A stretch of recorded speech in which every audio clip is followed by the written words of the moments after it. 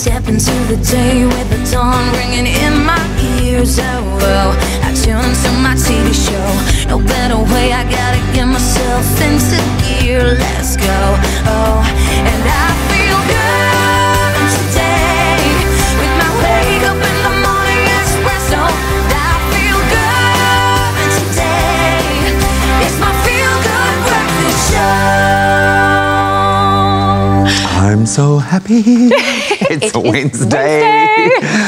We love you, man. We love you so much. I've been saying that to everyone. Zoe, I love you. Love you too. Love Good you so morning. much, we love you too. Oh, you the most of all because you make our show every day. Thank you so much for tuning in. It is a beautiful Wednesday morning. My name is Graham Richards. And I'm Zoe Brown, and we are in for a fun show. I mean, we are keeping it extremely child-friendly. Yes. We know it's back to school this week for a lot of the kiddies. And this morning on the show, we also have the fabulous Shanice Moose on studio, who's joining us to really, take Shanaz Moose. Yes, she is joining us this morning, and we are going on the journey of self-mastery. She's all about that. She's all about empowering young people, and she's proven it with her own kids. She's often brought her kids on here to prove a point to us, and I love the way that she thinks about it. And for me, that's the most important element of my life, is allowing my child to make those decisions for himself, to grow and learn. So we're going to hopefully master ourselves along that journey as well. Then Jamie is going to show us something ultra cute to keep fruits fun with her own gorgeous little man, Luca, by making a berry necklace. Very nice. Oh, that is super duper cute. And on a more serious note, Andrew Ingram from the NSRI shares how they have, created a swimming monitor ID tag to prevent child drowning this summer season, something that's very important. And I think every parent or guardian with a little kid that would need to listen to this. Completely. So there's going to be a bit of fun. There's going to be a huge amount of information that is vital for you to take on board this morning. And of course, you get to stare at some amazing, friendly faces who absolutely adore you for the next 3 hours. And they don't get more beautiful and amazing than the faces I'm about to introduce to you right now. In fact, there is one face in particular. He is the most friendly. He is. He is the most dashing. Oh. He is the most lovely, the most debonair. I think I've padded for long enough. Mr. Carl Wasty, a very good morning. You know what? Speak for yourself, Graham. Speak for yourself, Zoe. You guys are so beautiful. When you come onto the screen and then I pop up afterwards, it's a very tough act to follow, but I'll try my best. Welcome to your Feel Good Breakfast Show. I know that you may be sitting having your first sip of coffee. If that is indeed the case, then today is one of those weeks where they say, back to school, back to reality. And then I want to ask you one thing. If there's anybody going back to school this week, I want you to tell us on the Expresso Show Facebook page which member of the family is going back to school. And I want to hear all about it. I think it's great if you add the details. I know that sometimes you can be a bit fearful of going back to school. Sometimes it's one of those things where you're thinking, hey, what's going to happen this year? Are they going to handle the work? But remember, Expresso, we're here for you every single step of the way. But we want to know the story. So please post that up onto Expresso's Facebook page, and we're going to find out which one of those members of school is going back to school. It's going to be so cool. And as mentioned, so many little tricks and tips for you on both a psychological level as well as a kitchen level. So you may want to stick around for that right here on SABC3 as we jump into some very, very important news from the world. Thank you, Wasty. Starting with national news, the first 80,000 doses of the single-dose Johnson & Johnson vaccine arrived at OR Tambo Airport last night, from where it will be distributed to 17 sites nationwide. These include Groote Schuur in Cape Town, Chris Hani Baragwanath in Soweto, and Prince Mshieni Memorial Hospital in Durban. The SA Medical Association earlier said vaccinations can start today, as it has been approved by the Health Products Regulator. 2/3 of the vaccine is intended for public sector health workers and the other for private sector health workers. An additional 500,000 doses are expected within 4 weeks. Meanwhile, as the Department of Health gears up to roll out the first phase of the Johnson & Johnson vaccine from today, much preparation work has already been done behind the scenes. Vaccination virtual training began across all provinces in January, and so far thousands of clinicians have registered to be vaccinators. Those include registered nurses, doctors, as well as some medical and nursing students. The government has also identified 20 vaccination centres in SA's 9 provinces to inoculate the first 80,000 healthcare workers in the next fortnight. We now move to news beyond our own borders, where the newly appointed head of the World Trade Organization, the WTO, Ngozi Okonjo-Iweala, says having early wins and successes in the fight against the COVID-19 pandemic will help restore the trust in the organization. The Nigerian-American economist and international development expert said her priority was to look at how WTO can help make access to vaccines, therapeutics, and diagnostics more affordable to poor countries. The WTO faces numerous challenges in its endeavor to help steer the world out of its economic slump caused by the coronavirus pandemic. And heading over to the US top infectious diseases expert, Anthony Fauci, has been awarded a prestigious $1 million Israeli prize for his commitment to science.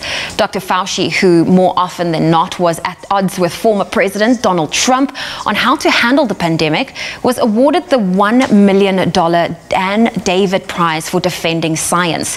He was also praised for advocating for COVID vaccines and for his leadership on HIV research and AIDS relief. 80-year-old Fauci has advised 7 US presidents. And now news of an unusual sight at Cape Point. Cape Point ostriches have a reputation for unusual hobbies.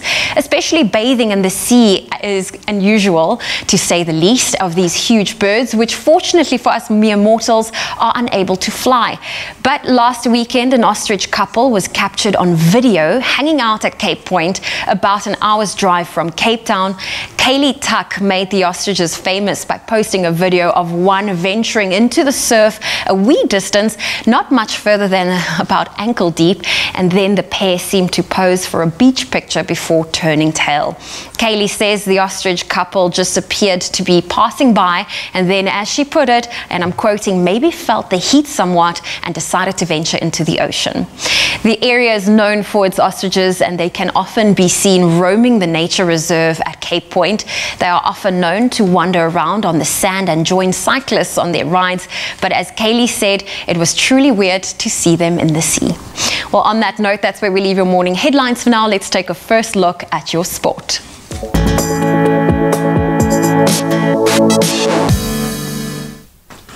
Thanks so much, Zoe. Let's start with cricket news first here in South Africa. Proteas captain Quinton de Kock will take a mental health break and miss the forthcoming domestic T20 tournament. Chief Executive of the SA Cricketers Association, Andrew Brezza, told the ESPN Cricket Info website that de Kock would take some time off from the game for a few weeks. And the 28-year-old de Kock returned from Pakistan last week after losing 2 test matches, during which he was heavily criticised.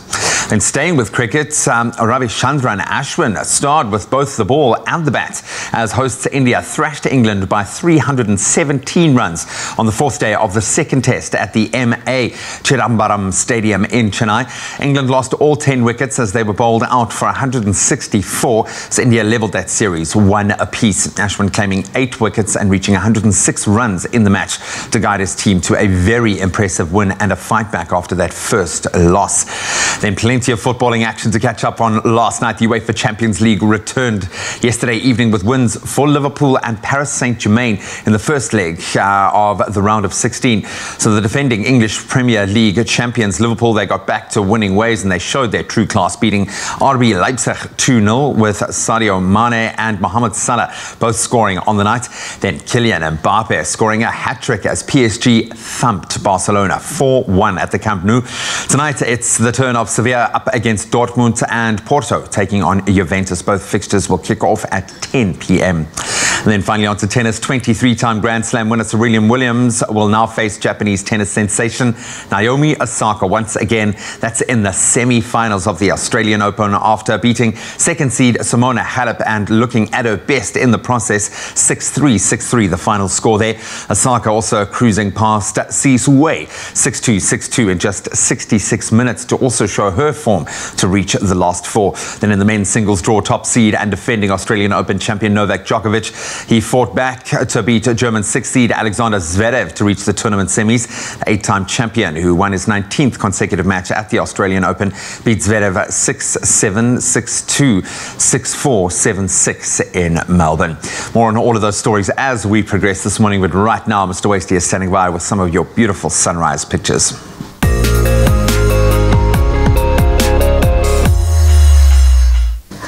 I am indeed, and we've asked you to send us your sunrise photos, and you've pulled through. Thank you so much. We start your Wednesday morning weather segment off with these submissions. Anthea Kruger sent us this picturesque photo of the mountains in Worcester with the sun rising in the distance. You can expect plenty of sunshine today, with temps peaking at 33 degrees. Gary Okamp was feeling nostalgic about a time when he was able to visit Cape Town when he shared this creative photo of a cloudy morning. A mostly sunny and pleasant day is ahead for the mother city. Temperatures will reach a maximum of 26 degrees. Please continue sharing your sunrise photos. We'd love to see it on our Expresso Morning Show page, and we'd love to see how you start your morning in your part of the world, so please send away. Now, while we enjoy experiencing a sunrise from your part of South Africa, we do have some international viewers tuning in both YouTube and Africa channels, and that is from the USA. This morning we report on the weather from Little Rock, the capital city of Arkansas. Little Rock lies in the humid subtropical climate zone, which results in hot, humid summers and cool winters, usually with little snow. A winter storm warning was, however, been issued, and of course heavy snow has been forecast. An additional 10 to 15 centimeters of snow should be anticipated. Stay warm and indoors when possible. But good morning to you. Nelson Mandela Bay Mayor, that's Ngaba Banga, yesterday tightened water restrictions as the severe drought continues to increase its grip in the Nelson Mandela Bay Metro. With dam levels critically low at a combined capacity of 17.55%, the Koga Dam, Nelson Mandela Bay's largest supply dam, is currently less than 10% full. Both the Koga and the other main supply dam, the Mpofu Dam, were last full in 2015. As a desperate measure to deal with the dire situation, further water restrictions have been announced, and the municipality will fit all household taps with flow meter restrictor devices that will limit the use of water to 500 litres a day, or 15,000 kilolitres that will be per month per household. The SA Weather Service has said recent rains in the areas had no effect on the dam levels, and farmers in the region are having to buy feed for their animals as there's no grazing due to the prolonged drought. So our thoughts are with that area. Now taking a look at your area and the temperatures thereof, let's start you off in Polokwane, 17-year low to a high of 27. Bombela also reaching 27 today from a low of 17 this morning. Pretoria, Goeiemorgen, 18-year low to a high of 30. Johannesburg, 28 the high there with a low of 18. Mahikeng, 18 the low to 28 the high with a 53% chance of precipitation in your area. Klerksdorp, 12 to 30 today. Kimberley, 15 to 34. Bloemfontein reaches 12, that's this morning, to a high of 30 this afternoon. Richards Bay, 17 to 26. Pietermaritzburg, a high of 25 from a low of 15. Durban, 19 to 26 today. Umtata, 14 to 26. East London, 17 to 25. Cradock, 33 the high from a low of just 12. Port Elizabeth, 19 to 26. George, a high of 27, that's from a low of 17 this morning. The Mother City, 17 to 26, as mentioned earlier. Worcester, 33 the high from a low of 13. Sutherland, 5 to 27. And you, Uppington, the top temperature award goes to you, 36 the high. That's from a low of 15. That's a wrap of the temperatures for now. But of course, if you do have some good sunrise pictures, please send it my way on the Expresso Show Facebook page. Good morning, South Africa. My name is Jamie Dom. I'm finally reporting live for duty because I had a bit of a morning. My son is officially back to school. It is back to play school. I think the bag is bigger than him. I'm sure. Oh, look at that. Bag. Little Luca. I did very well with sending him to play school. Oma didn't do too well. She was crying the entire way there, but it's fine. We finally settled in. So for all the parents out there that took the first step to send the kids back to school yesterday or today, I'm feeling it with you. My heart is with you. And he's actually already made friends. We got a little unboxing party pack yesterday from his friend Noura. So to Noura's parents, thank you so much for sending my child a little party box. I ate all of the treats. It's absolutely fine. But it's fine. We're back to the school year, back to reality for all of us. Oh, that is so sweet. I can just imagine Mama's heart must be quite heart sore, but just know he's in good hands and he's going to have the time of his life. Look at how he's looking at you. Oh, listen, we have more parenting things coming up after the break. Stay tuned to your Feel Good Breakfast Show.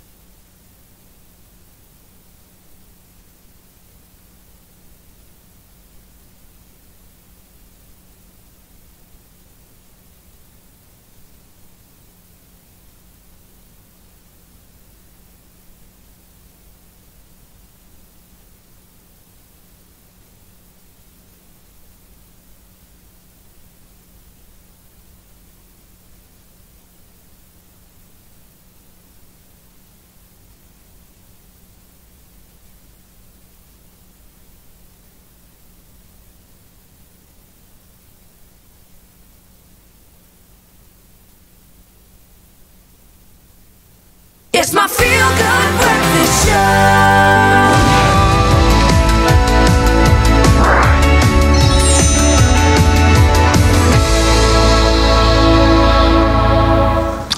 Welcome back as we get into the journey of our children. Imagine how different we'd all be if we had better control over our thoughts, our emotions, and our actions. Imagine how much happier we could be if we had the mental discipline to develop more positive thought patterns instead of entertaining the more limiting ones.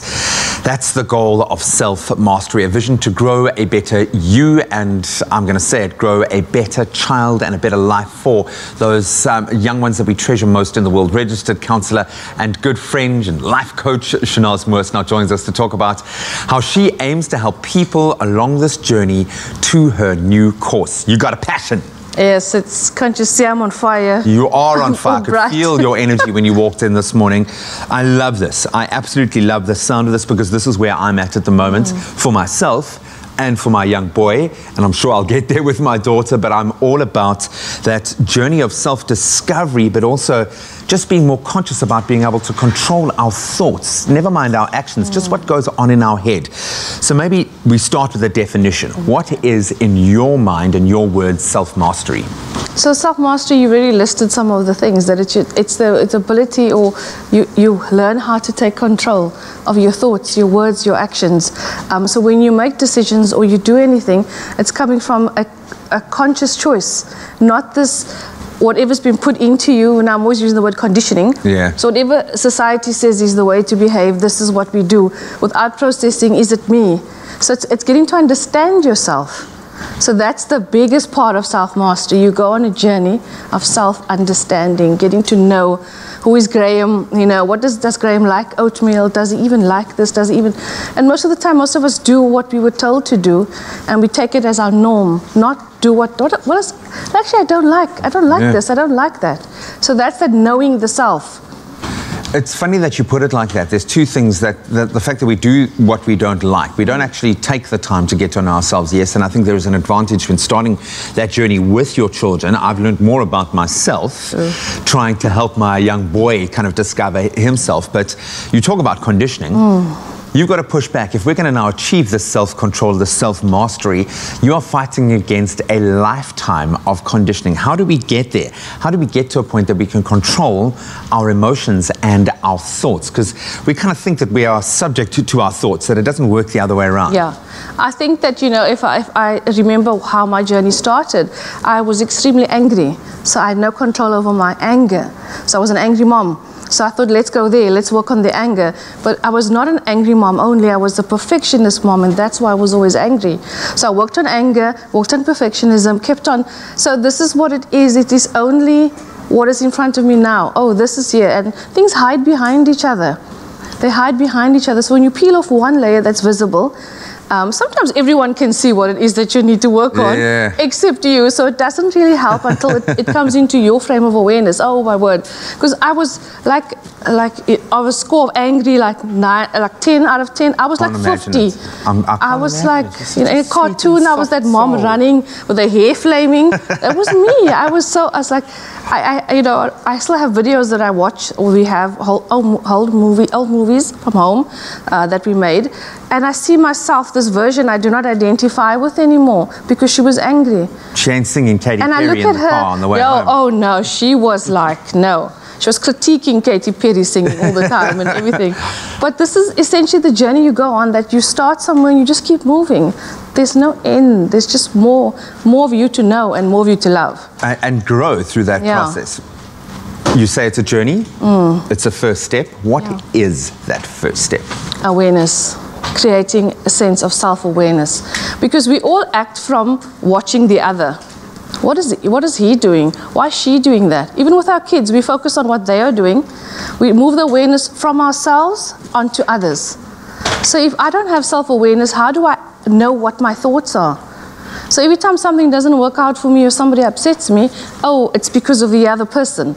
But if I had self-awareness, I'd be like, okay, I wasn't in a good space, or I was a bit stroppy with that comment. So that you watch yourself. You don't watch anyone else. And self-awareness is hard. It's hard, but it's such a gift to actually have it. You are actually going to be hosting an event soon. We're going to have all of those details on our website. There you can see it on screen. Self-Mastery Institute, Time to Heal. I love the sound of that right now, where our group consciousness is, where where ourselves and our children are. We've had one shared global experience, as you say. So we're going to keep those details up, but you can go to happyconfidentme.co.za to get all of the details. You're going to stick around because our journey of self-mastery has only just begun. And hopefully this excites you as much as us, not just about ourselves, but about how you can pass this on to your children at such a critical time. And once again, empathizing with all of the parents and the kids going back to school this week. We know that is a challenge in itself. We are right there with you. So when it comes to self-mastery, I think it's very, very good to have a positive mindset, and we need to nurture that. Creativity can play a big role when you have a fun DIY. That's not only a great way to get the creativity flowing, but also a clever way to encourage healthy eating habits.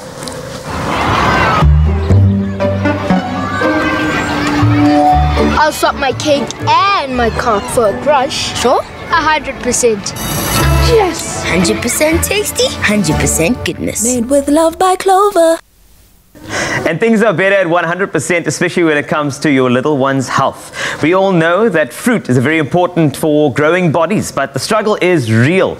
And I know that I got the perfect person when it comes to fruit struggles. Jamie, you are like the aficionado. You know that, eh? I am, Yes. I'm right up there with you. The struggle is real to get this into your kiddies' lunch boxes, especially now sending them back to school. You want to be the cool mom that sends them, you know, nice snacks, but also healthy snacks, because you know there's going to be a judgmental mommy thinking, what did she put in?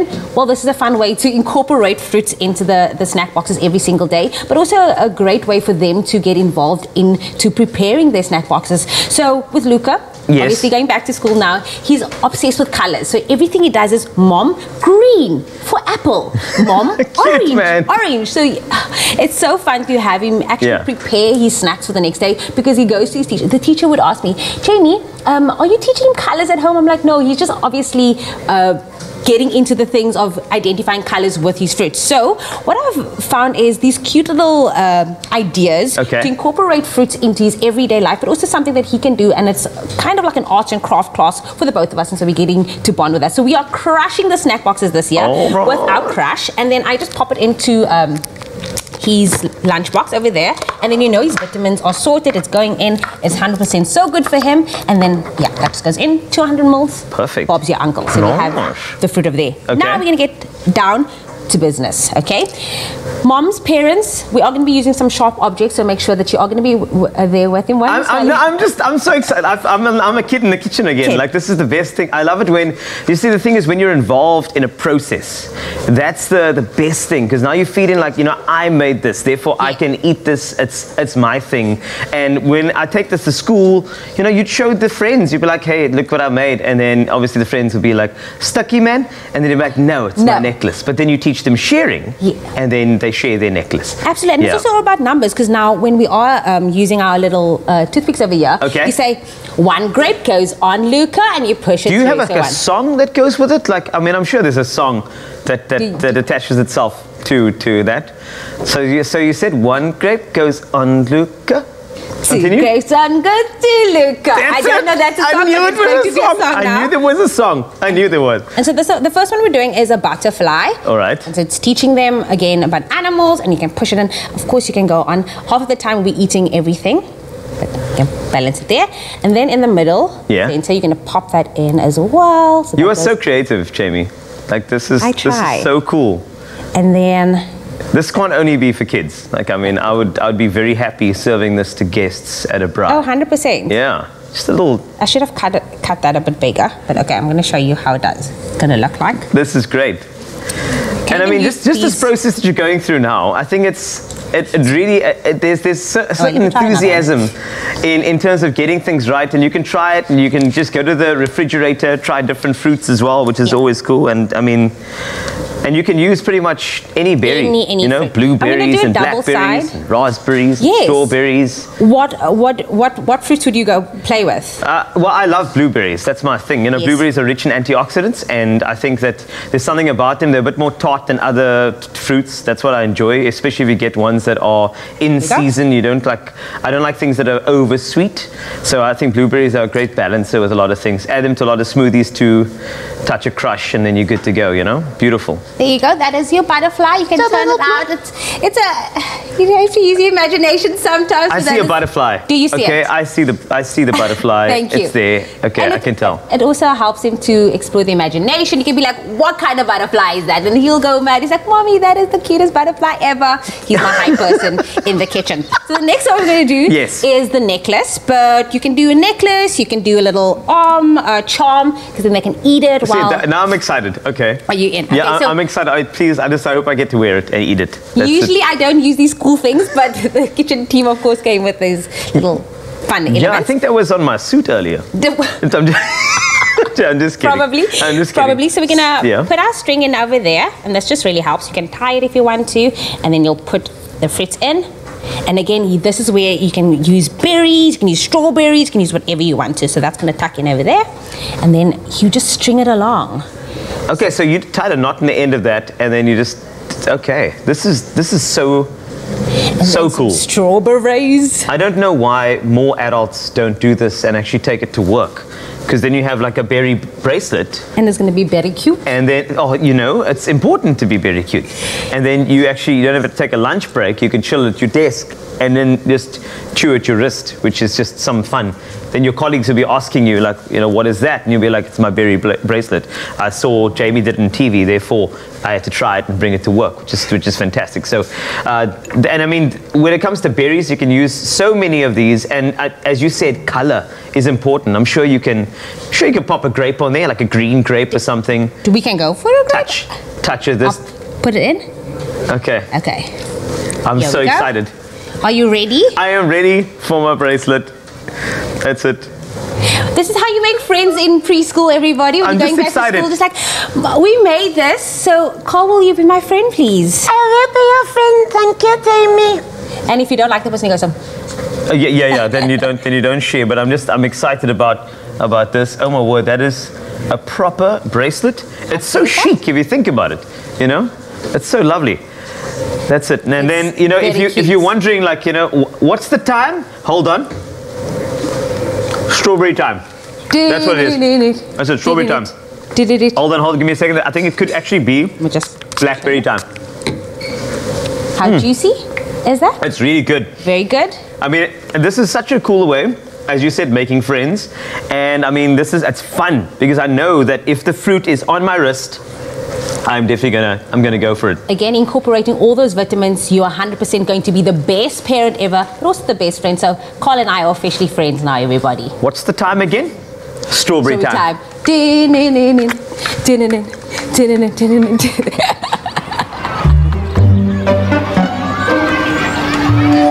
I'll swap my cake and my car for a brush. Sure? 100%. Yes! 100% tasty, 100% goodness. Made with love by Clover. Only you can make my day.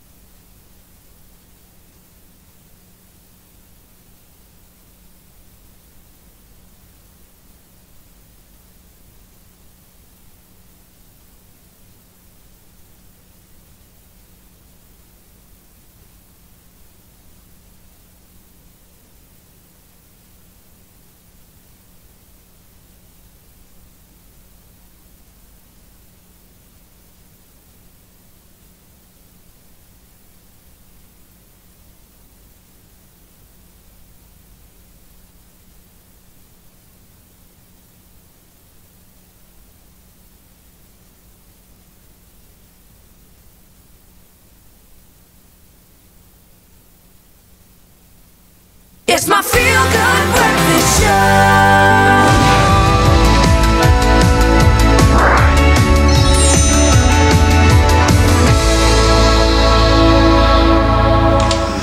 I want you to repeat this with me. We are saying yes to more joy, more love, more inner peace and self-understanding.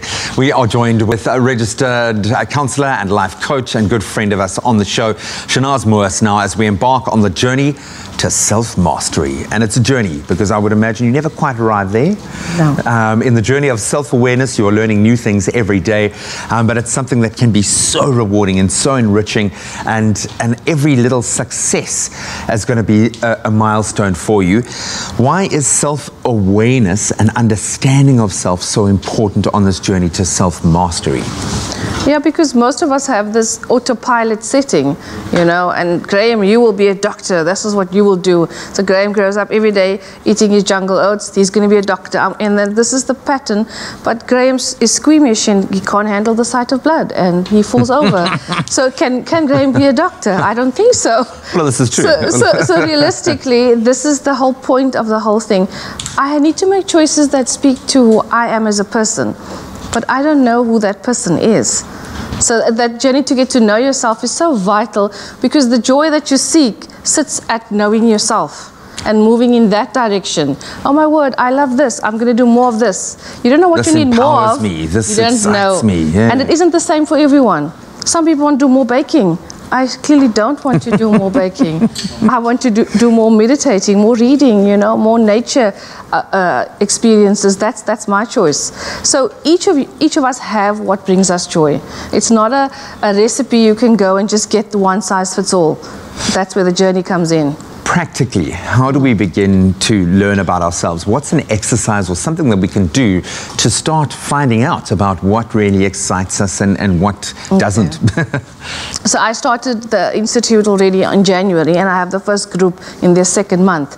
So what happened is values. What are my values? Sure. So learning your values. Love languages, of course, we did that already. You have to know. And it is really helpful in relationship. We did family roles as well. What role did I play growing up? What role do I play now with my current family, with my spouse and kids? So this constant looking at yourself in context of your life, then as a child and now as a parent, looking at both. We've now developed a level of self-awareness, of understanding of self. What's the next step now into applying that, into mastering our emotions and our thoughts? So in the example I used about myself, it wasn't enough to say I'm an angry mom and just sit back with that awareness and understanding. And just smolder. The next part's action. So every time you realize something, it's about accepting and making peace with this is me that I don't like. How do I move to more of me that I will like? And the action part is doing a course, reading a book, doing something about it. You can't sit there with all this self-knowledge. It changes nothing if you don't put, doing something about it. What's the biggest stumbling block in your experience and with this new group that you've been working through now, moving into their next phase of their growth? What has been the biggest hurdle? So we are in Passion and Purpose month 2, and a lot of them are quite upset, surprised by the fact that what is their core personality as to what they should be doing as a job, as a vocation, isn't what they're actually doing. And I was using Jay Shetty's book. His book is amazing, Think Like a Monk. Okay. So in there, he talks about how to discover your passion and purpose. So I'm using that. And so they're quiet now because they're processing, you know, everything that they've learned. Because whatever age you are, if someone says to you, this is actually not what you should be doing, or you say, this is what now? You know, and I will help guide them through how to align. You know, you can't leave your success for low practice, but you do have a passion. Well, how can we get towards it? And we are multi-dimensional. We don't have to limit ourselves. Some of the best TV presenters I've met are lawyers. You know, we don't have to put ourselves in a box by any means. The course sounds amazing, and I'm sure a lot of people have had their interest piqued. How can people get more information and join this group journey of self-mastery? So you can just go to my website, which is Happy Confident Me. You can contact me. I don't want to give out my details. Just Google me, you'll find me. You'll probably see that karaoke video pop up more than anything else. Just take some time to watch the Katy Perry and enjoy that. So for me, it's like a journey. Every parent, you can't put on a parenting technique without working on the self-mastery. You know, it has to come down to emotional understanding of yourself and management of your life. You need that part first to be whatever kind of parent works for your child. Oh, and they'll feed naturally off that once you have your pieces in place. So much more will just happen naturally as a result. happyconfidentme.co.za is the website where you can find more information. Shanaz, I've, as always, loved this. I've taken one little small step towards self-mastery, but realizing how much I've learned through my journey with Shanaz. And of course, you can be on that journey yourself now. Just make that conscious choice, and hopefully you can start on that beautiful journey of self-awareness as well. Thank you, Graham. Well, we love connecting with you on social media, and this morning our question to you was, is there anyone in your family going back to school this week? We would love to hear from you, and you've certainly come through with some great comments. All right, let's take a look at the first comment over here, and this is a very, very special one, and it has come through from you. Thank you very much. And this is just a little, and we wanted to ask you basically, you know, if there's anybody, and I love the fact that you can add some detail. The detail is quite important, especially when it comes to some of the fears that you may have faced in the past, and you're thinking, oh my word, schools have started so late, are they going to get through the syllabus? And that's essentially, you know, the way we're going. So the thing is, if you want to add the detail, please do that on the Expresso Show Facebook page. We'd love to hear it. Every single comment counts, and I mean, you could see yourself on this screen very, very soon, right here on Expresso.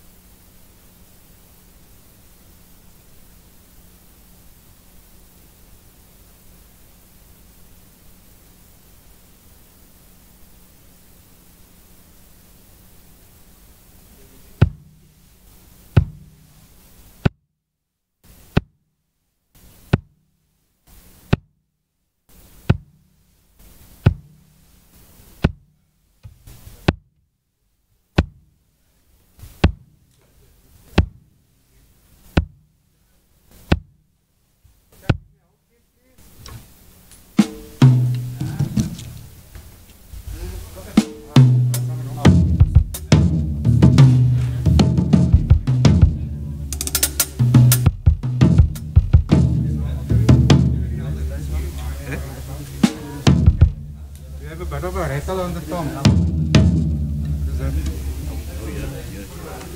Do you have a key? Okay.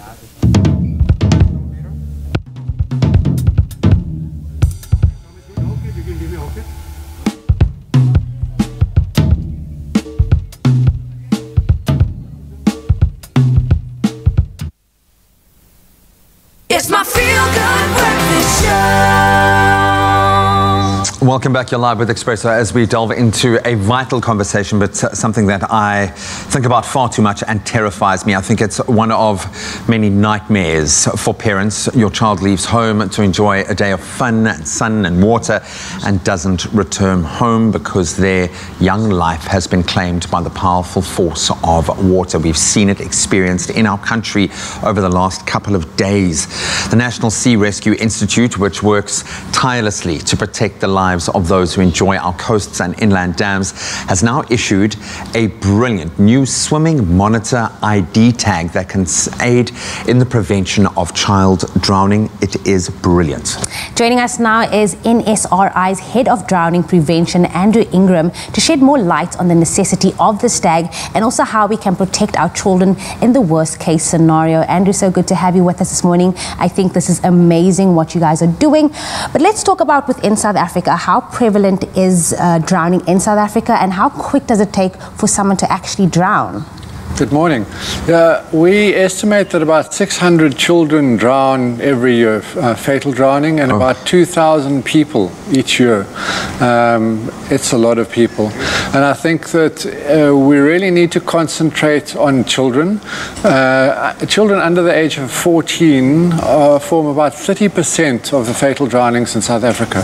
So what we're trying to do is to encourage people, parents, caregivers, to look after children when they are in or near water. It's really important to understand that supervision is the #1 safety that we can give to our children, and barrier of water. So keep them safe, watch them, and I think to follow through on that, if you understand that drowning is silent, you understand why you have to watch them. You can't listen for somebody drowning.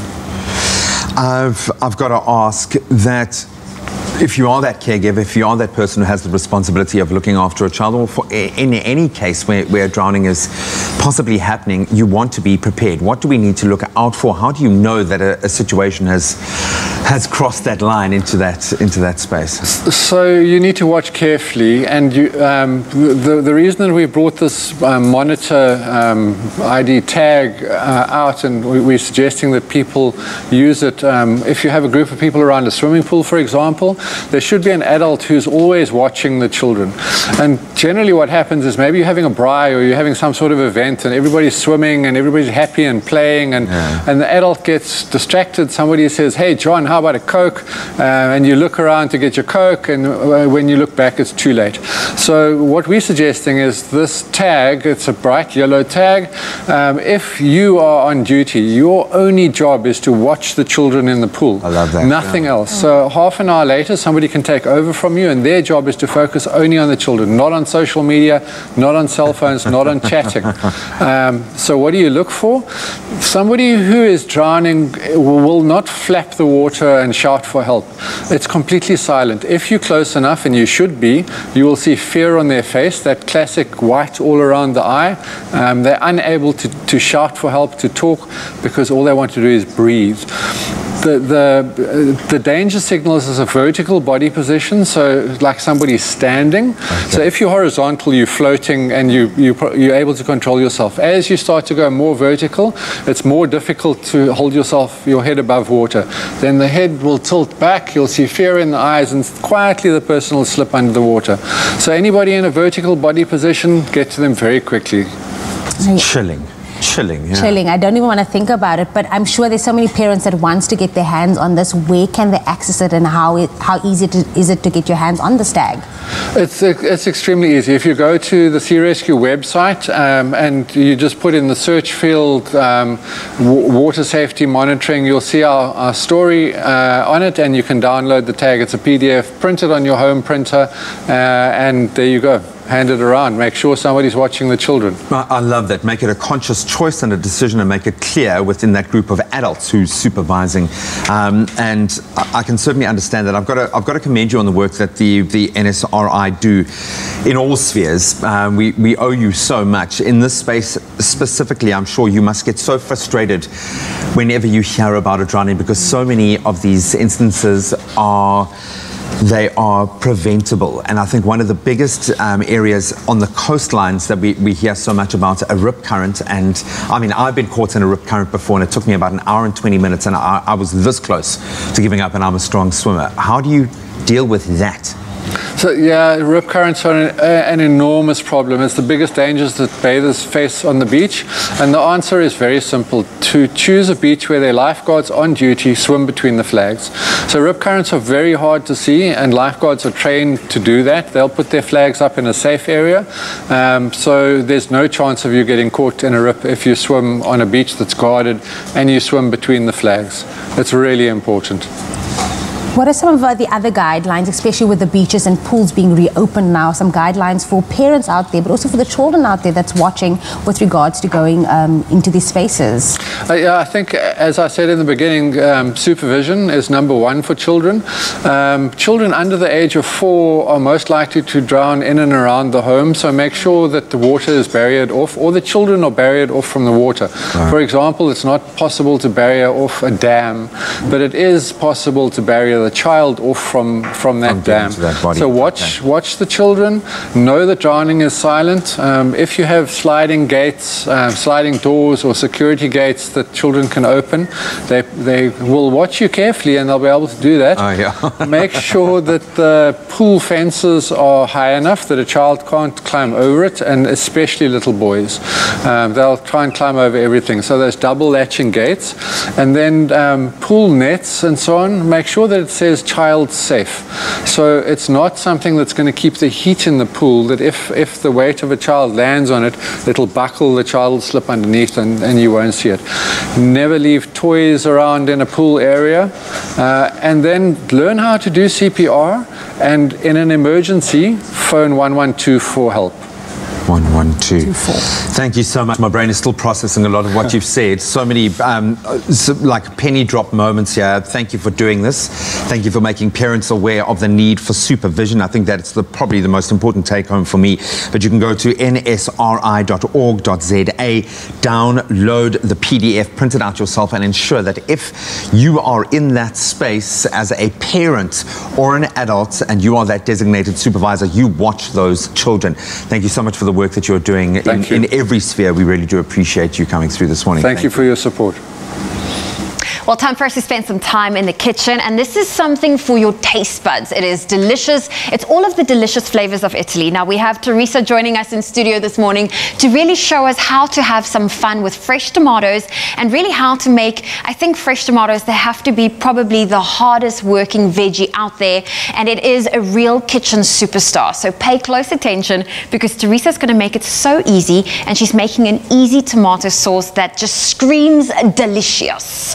Good morning. Hi. I love this. There's something about a basic tomato sauce that you really can take so far. Absolutely. It's one of those basic recipes you should have in your back pocket, and you can do different variations, add different ingredients, so it's a good one to know. So what are we starting off with? Very easy. Okay, so we're going to start with some olive oil. There's quite a bit of olive oil, but it's going to help give it that nice sauciness. And then we're going to add some whole garlic, so it's been peeled but not chopped. Okay. And normally I would chop up my garlic, so this one we just keep it whole. We're going to keep it whole, and just keep the temperature low to medium. You don't want to fry that garlic. You want it to gently infuse into the oil. So you want to cook that for about 5 minutes. And at this point you can also add some herbs like basil also to infuse into the oil, which is really delicious. And these are your dried herbs, your dried... You can use fresh as well. Okay. Yeah. So that would be delicious. And just let that cook slowly. There we go. And we're also going to be using fresh tomatoes today, which is really nice. So you can use any variety. And this is different. I mean, I'm someone that will buy a tin of tomatoes. Yeah. I mean, I don't always have fresh tomatoes on hand, but then I buy the tin tomatoes. Yeah, no, absolutely. I mean, you can use those as well.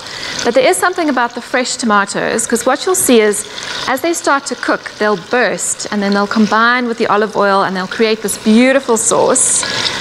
So you can hear them sizzling. So is this the basic tomato sauce that we are making, that you can use in all of your pasta sauces? This is the base. Exactly. Okay. So once the tomatoes are in, you can increase the heat a little bit, so increase to medium. And then you let that simmer for about 20 minutes with the lid off. And you'll see they'll just start getting juicy and saucy, and your sauce will start coming together.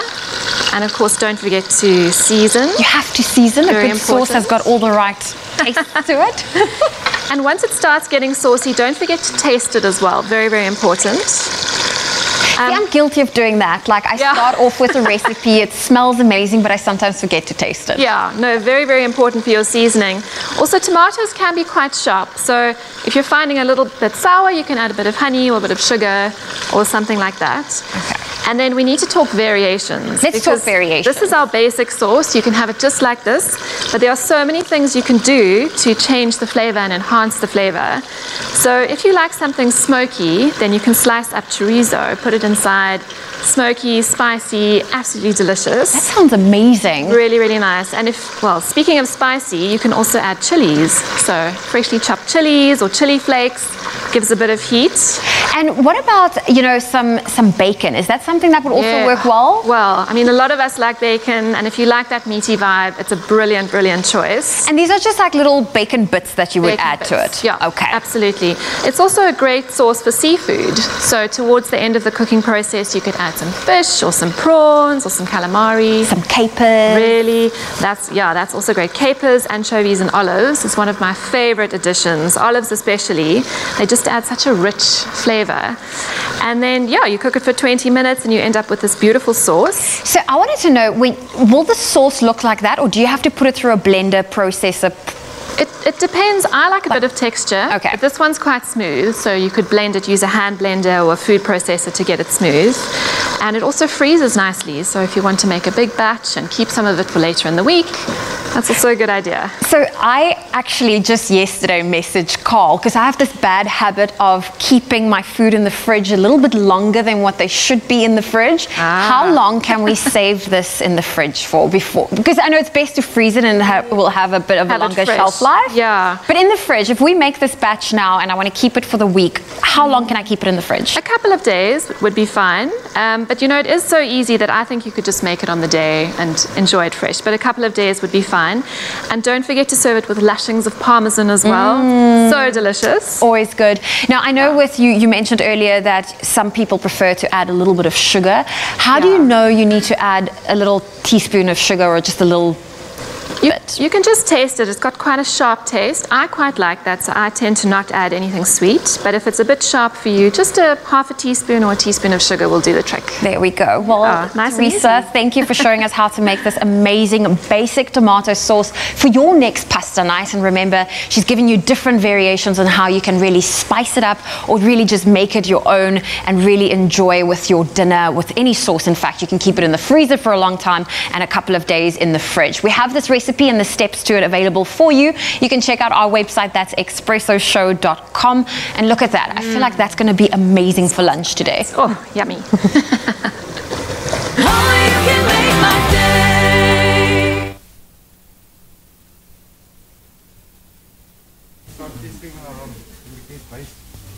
Okay, base.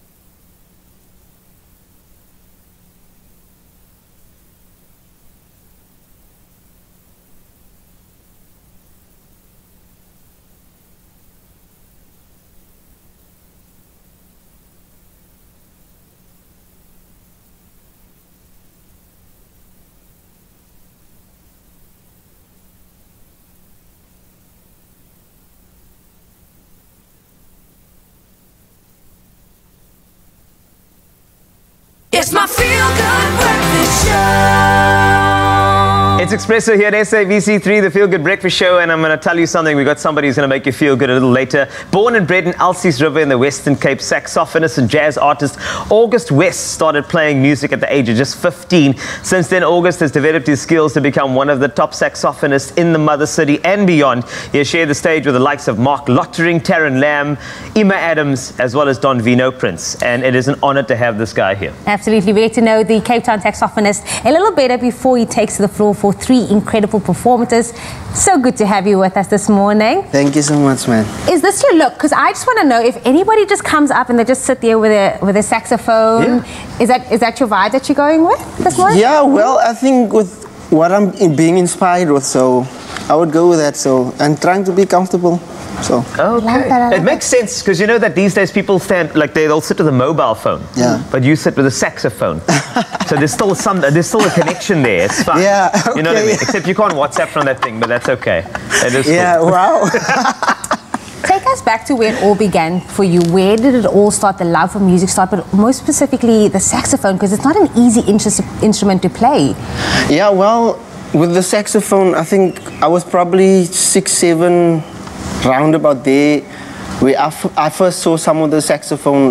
That was the first guy that I saw and heard play saxophone. With that being said, Don Vino Prince was that guy many years back, and at that time, my mother couldn't afford the lessons for him and whatever. And then, obviously, as a child, I was a bit despondent. But little did I know, a few years later, this desire would not leave me. Yeah. And then just one day in church I felt like I'm gonna pick up this thing and I'm gonna play now, but obviously it didn't happen like that. But from that time onwards I was motivated, and then I started playing at gospel concerts, and then my brother introduced me to Kenny G's music, Dave Koz, Kirk Whalum, and those type of people, which I started listening to. And yeah, from there onwards, playing at gigs and whatever, and learning from other musicians as well. And I'm still enjoying the journey. That's the most important for me. With a saxophone, yeah. I can tell. You know, you're holding it like your child. Yeah, I definitely. can tell. Did you see that? You know, and this is important because I wish people had that type of passion for whatever they do. And I mean, it's great. And you talk about Don Vino Prince. Yeah. Is that an aspiration of yours to be that level of Don Vino Prince and beyond? Like, where do you want to take your music? With my music, I see myself as this musical therapist, I would say, for the fact that music has healed a lot of people. So I would want to be that to people, and not, well, the perks of being a musician, a saxophonist is being on the stage and that stage and playing with whatever artist, but to be able to project or present healing to anyone who might hear the sound. And I mean that's in every musician. It's just that that's what I'm following at the moment, to be that, like someone. I always say this, that it's good to be on stage with whoever, but what makes me feel much better is when someone tells me, you know what, I was listening to you and you just changed my mind positively. So that is the type of I would say projection that I want to give to everyone out there who listens to me, and obviously with a smile as well. So keep smiling, keep smiling. I love it. But we also know that you collaborated with Early B on his brand new album, which is doing so amazing. Yeah. Tell us about that and how cool that must have been to be able to do that with him. Look, I think with obviously regards to hearing him and his songs, whatever, some years ago I felt like I would like to work with him, and just once, some time ago, I put on his live feed up, but he didn't see the comment. I was saying I wish I could work with you one day and whatever, and so on. And then a few months down the line, I get a message from someone saying, look here, Early B would like you to be on his album. But it's that thing of putting it out in the atmosphere. And I left it there, and remarkably it came back to me, and I told him about it. So he said, no, he didn't see the comment that I left there, but I think for even that moment it was so big for me, because his achievement, without him knowing, But I would like to say that I'm grateful that he asked me to be on this album as well. Yeah. Can you imagine how that was, eh? You must have jumped up and down and say, "Hey, Suka, Ben 10, Ben 10, Ben 10 met the saxophone." Yeah, I know. It's going to be exciting. But I know that you also have your own project, and your album is called 1st of August, which is very exciting. Gospel album. Yeah. I mean, when is that coming out? We can't wait. Well, it's expected to come out in August. Oh, I never would have guessed. Yeah, wow. Never ever. So yeah, but I think with my name, obviously, and most people usually ask me this if my name is August. My real name is August. And, okay. Usually I would have a concert every year before the pandemic. It would be a night with August in July, a night with August in October. So I used my name as the theme for also presenting myself in my music. And most of the songs that's going to be on the album is going to be originally composed and inspired by things that had happened in my life. And obviously, all honor to God with that. Wow, you are an inspiring person. I mean, thank you so much for joining us. We can't wait to hear you later, and to have this kind of Gospel Monday will be mind-blowing. So thank you very much. We'll see you a little later on the show for some exciting saxophony. But for now, we do have to jump over to some news of the world. Here's Zoe. Looking at your national news, South Africans are in for a hefty rise in the price of electricity as the National Energy Regulator of SA, or NERSA, has agreed to Eskom's increasing its tariffs by more than 15% for the 2021-22 financial year. The agreement between NERSA and Eskom came after the power utility won a case in the Pretoria High Court earlier, which allowed it to push for a higher tariff increase than what NERSA was willing to allow. Eskom said the increase would see it raise a further 10 billion rand in revenue. And the first 80,000 doses of the single-dose Johnson & Johnson vaccine arrived at OR Tambo Airport last night, from where it will be distributed to 17 sites nationwide. These include Groote Schuur in Cape Town, Chris Hani Baragwanath in Soweto, and Prince Mshieni Memorial Hospital in Durban. The SA Medical Association earlier said vaccinations can start today following approval by the health product regulator. 2/3 of the vaccine is intended for public sector health workers and the other for private sector health workers. An additional 500,000 doses are expected within 4 weeks. We now move to news abroad. The Mexican delegation to the United Nations will file a complaint with the Security Council today concerning the inequality and inequity that it says impede COVID-19 vaccine access. Mexico says it's perturbed about the way coronavirus vaccines are being rolled out worldwide, saying the process favors richer countries while leaving poorer countries behind. A concern that some countries are hoarding vaccines. Mexico has struggled with its vaccine rollout, only managing to administer some 750,000 vaccine doses so far, despite having signed purchase agreements for more than 230 million. And newly appointed head of the World Trade Organization, the WTO, Ngozi Okonya-Iweala, says having early wins and successes in the fight against the COVID-19 pandemic will help restore trust in the organization. The Nigerian-American economist and international development expert said her priority was to look at how WTO can help make access to vaccines, therapeutics, and diagnostics more affordable to poor countries. The WTO faces numerous challenges in its endeavor to help steer the world out of the economic slump caused by the coronavirus pandemic. And now, news of an intimate conversation due soon as a US TV network. This is the Duke and the Duchess of Sussex are soon to talk about their decision to step away from the monarchy in a TV interview with Oprah Winfrey, which has been described as an intimate conversation. It is due to air on 7 March, and this news follows short on the announcement that the royal couple are expecting their second child. It's reported that Meghan will be interviewed about stepping into life as a royal, marriage, motherhood, and how she is handling life under intense public pressure. She and Prince Harry will also speak about their move to Los Angeles in the US last year and their future plans. Over a year ago, the couple announced they had decided to step back from life as senior royals. They carried out their final formal royal duties last March. Oprah Winfrey is a personal friend of Meghan's and attended the couple's wedding in 2018. Whether the couple has informed the royal household about their plans to be interviewed is not known. Buckingham Palace has declined to comment. Well, on that note, that's where we leave your morning headlines. Let's take another look at your sport.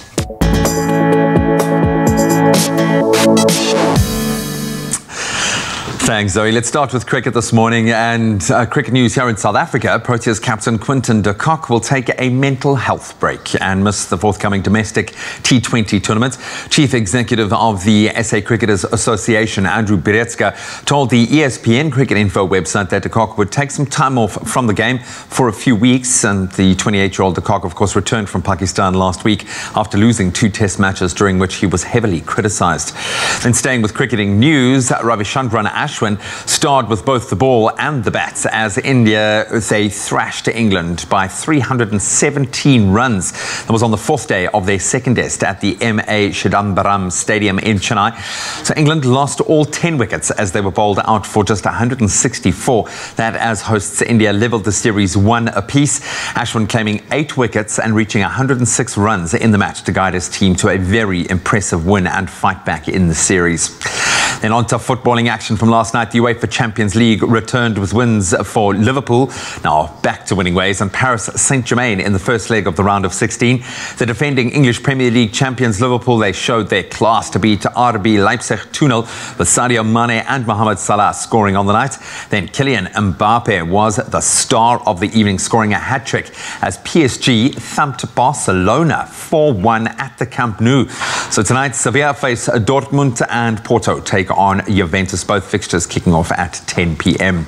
And then finally on to tennis. 23-time Grand Slam winner Serena Williams looks stronger with every game played. She will now face Japanese tennis sensation Naomi Osaka in the semi-finals of the Australian Open after beating second seed Simona Halep 6-3, 6-3. Osaka cruised past Si Suwei 6-2, 6-2 in just 66 minutes to show her form in reaching the last 4 as well. In the men's singles draw, top seed and defending Australian Open champion Novak Djokovic had to fight hard to get back to beat German 6th seed Alexander Zverev to reach the tournament semis. The 8-time champion, who won his 19th consecutive match at the Australian Open, beat Zverev 6-7, 6-2, 6-4, 7-6 in Melbourne. We'll touch on those stories again in about an hour or so. Right now, let's take another look at some of your beautiful sunrise vistas and get a take on our Wednesday weather.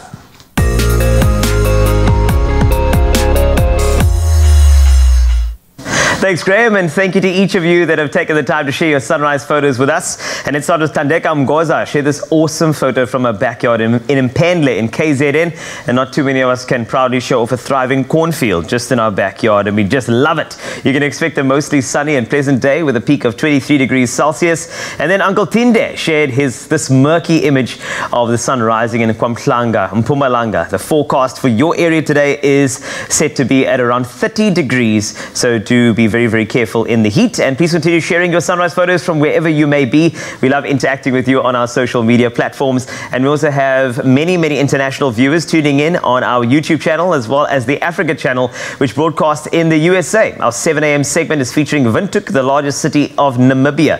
Windhoek has over 300 sunny days per year and experiences a hot, semi-arid climate with the annual average temperature above 18 degrees Celsius. Today is going to be a sunny and warm day. Expect a maximum of 30 degrees Celsius, and do keep the SPF handy. Now over to some other weather news from across the globe. The treacherous weather experienced in the southeast of the US, we reported on yesterday, has worsened over the past 24 hours. Killer tornadoes and historic sub-zero cold as far south as Texas were blamed yesterday for 7 deaths, and massive power outages were responsible for shutting down COVID-19 inoculation sites. Crippled by more than 4.4 million power outages in Texas alone, authorities shut down inoculation sites and scrambled to use 8,400 vaccines that require sub-zero refrigeration before they're spoilt after a backup generator failed. An Arctic air mass that descended over much of the country pushed temperatures to historic lows yesterday. In Lincoln, Nebraska, a reading of minus 35 degrees Celsius shattered a record set in 1978. And at Fort Worth in Texas, the minus 17 degrees Celsius reading broke a record set in 1903 by minus 6 degrees. A low pressure system that developed along the Arctic front fueled storms that unleashed At least 4 tornadoes ripping through Oklahoma, Florida, and North Carolina. The treacherous weather will maintain its grip on many parts of the U.S. at least until Friday, and our thoughts and prayers are with that region of the world. Now let's take a look at the temperatures in your region of South Africa, and I'll start you off with Polokwane, 17-year low. That is to a high of 27, a 25% chance of precipitation in your area. Bombela, 17 to 27 today. Pretoria reaches a high of 30, that's from a low of 18 this morning. Johannesburg, a high of 28 from a low of 18. Same in Mahikeng, 18 to 28 over there. Klerksdorp, 12 the low to a high of 30. 34 degrees the high in Kimberley, that's from a low of 15. Bloemfontein, 12 to 20, or should I say 30, excuse me. Richards Bay, 17 to 26 is your temperatures for your area. Pietermaritzburg, 15 to 25. Durban experiences 19 this morning to a high of 26 degrees. Mthatha, you are 26 as the high from a low of 14. East London, 17 to 25. Cradock, 12 to 33 today. Port Elizabeth, 26 the high from a low of 19. George, 17 to 27. Cape Town, 26 the high from a low of 17.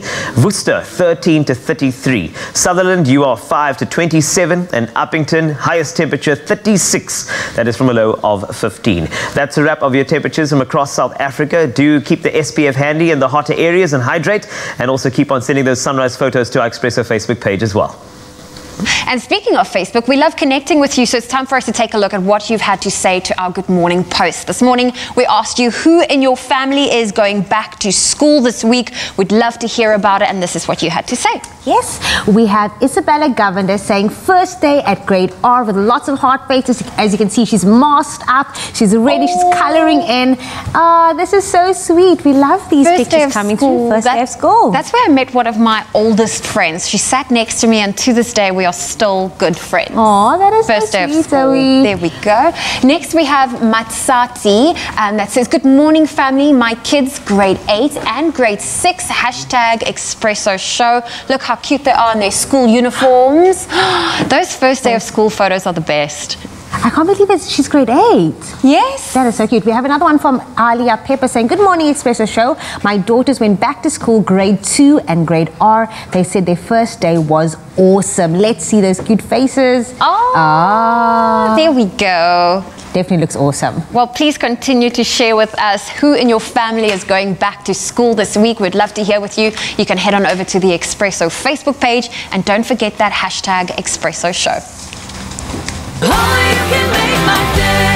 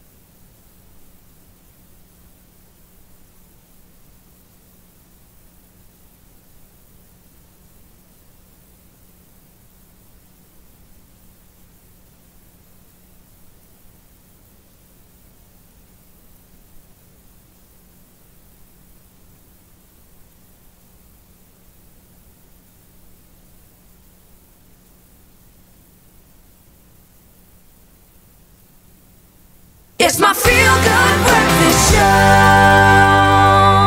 Welcome back. You're live with Expresso on what has been a superb Wednesday morning. Time now to get creative. Since its inception in 2015, the Body My Space Public Art Festival, which is held annually in the Emakazeni local municipality in rural Mpumalanga, has featured 1,000 artists and performers. That's incredible in their mission to make art a part of everyday life. And with the festival going digital in 2021, as one does in these times, the public, we are are being encouraged to share our community, share with our community against the backdrop of a COVID-19 setting, and then access the festival program for free from the world's first ever art festival taking place on a dedicated WhatsApp line. Joining us now via video call from the festival team is Namachejo Kutsoane, and joining here in studio is dancer Darian Adams to share more about the involvement in this exciting event. So good to have you with us, but also for you, yes, but also for you, Namachejo. Thank you so much for being with us this morning. Thank you. Thanks for having me. Well done on the track record thus far. Incredible achievements. We've all had to make those adjustments for 2021. We don't want the barriers to stand in our way.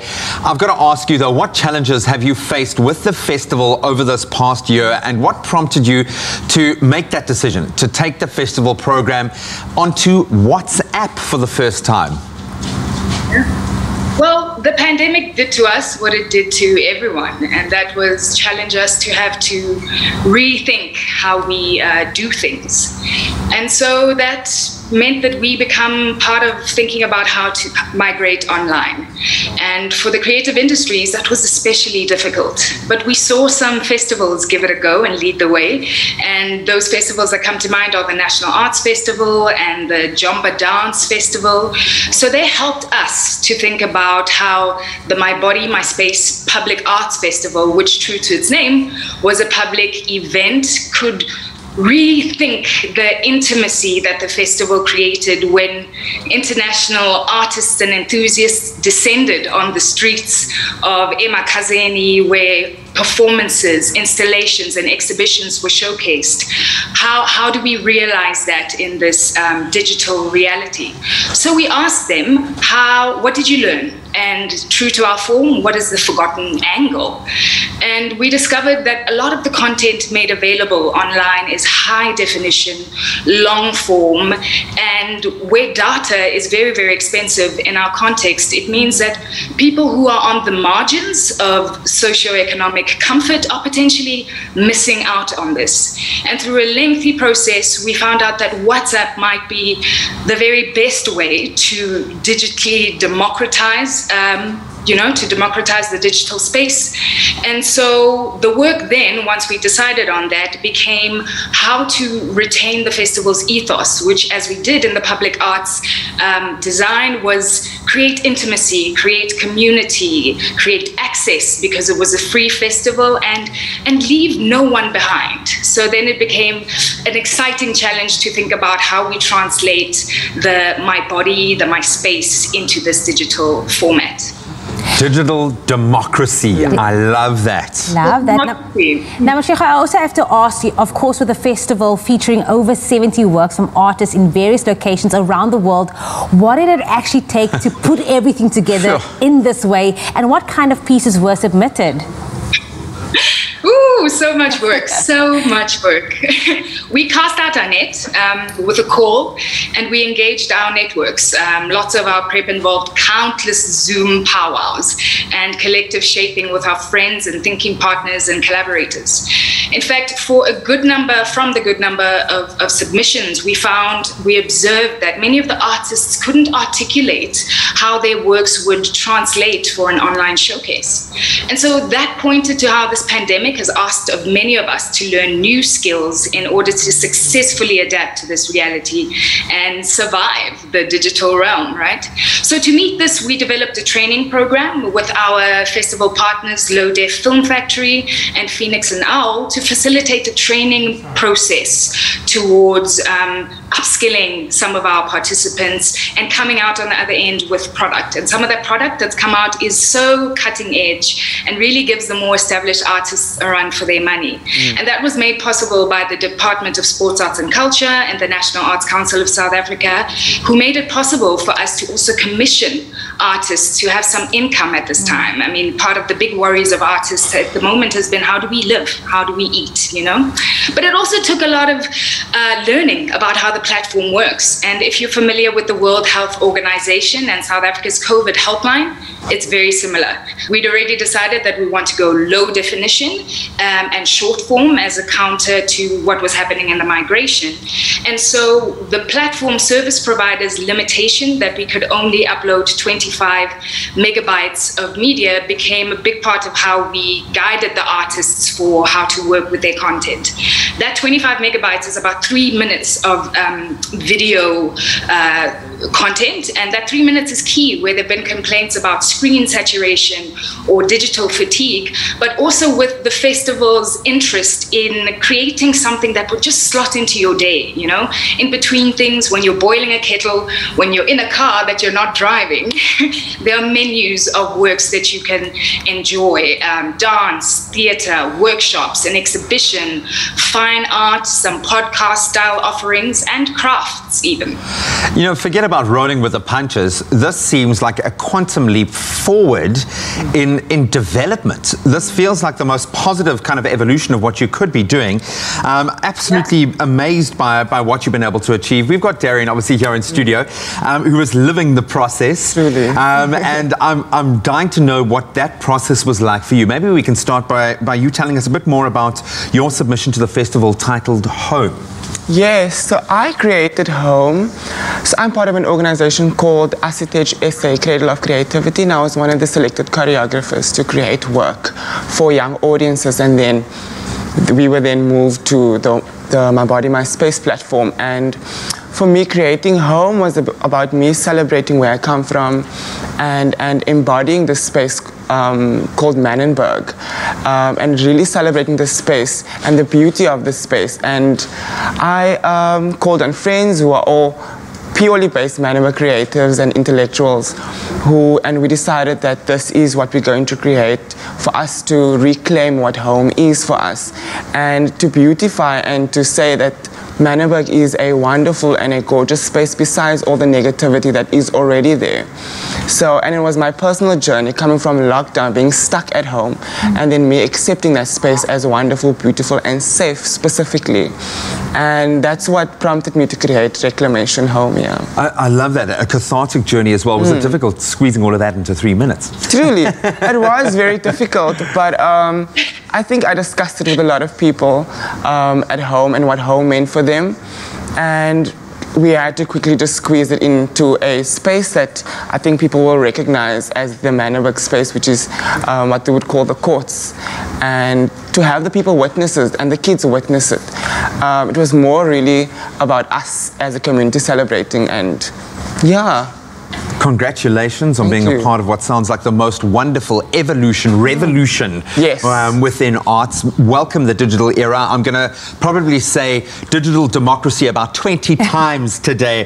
Namacheko, thank you so much for the work that you have clearly put in on the back end of this. Now, hopefully you can just enjoy the fruits of your labors by seeing some amazing artwork being enjoyed by South Africa at large. And I'm going to reiterate that the My Body, My Space Public Arts Festival is accessible via WhatsApp. You can just send hi to 076 011 0444. That number's on screen. We'll keep it on all of our social media platforms and proudly promote that. Just follow the prompts, and it'll be available up until the 30th of March. So you've got plenty of time to sink your teeth into what sounds like some amazing contributions. So Darren, thank you so much for coming through and joining us this morning. Hopefully that's inspired you. If you need more inspiration, let's turn to the silver screen.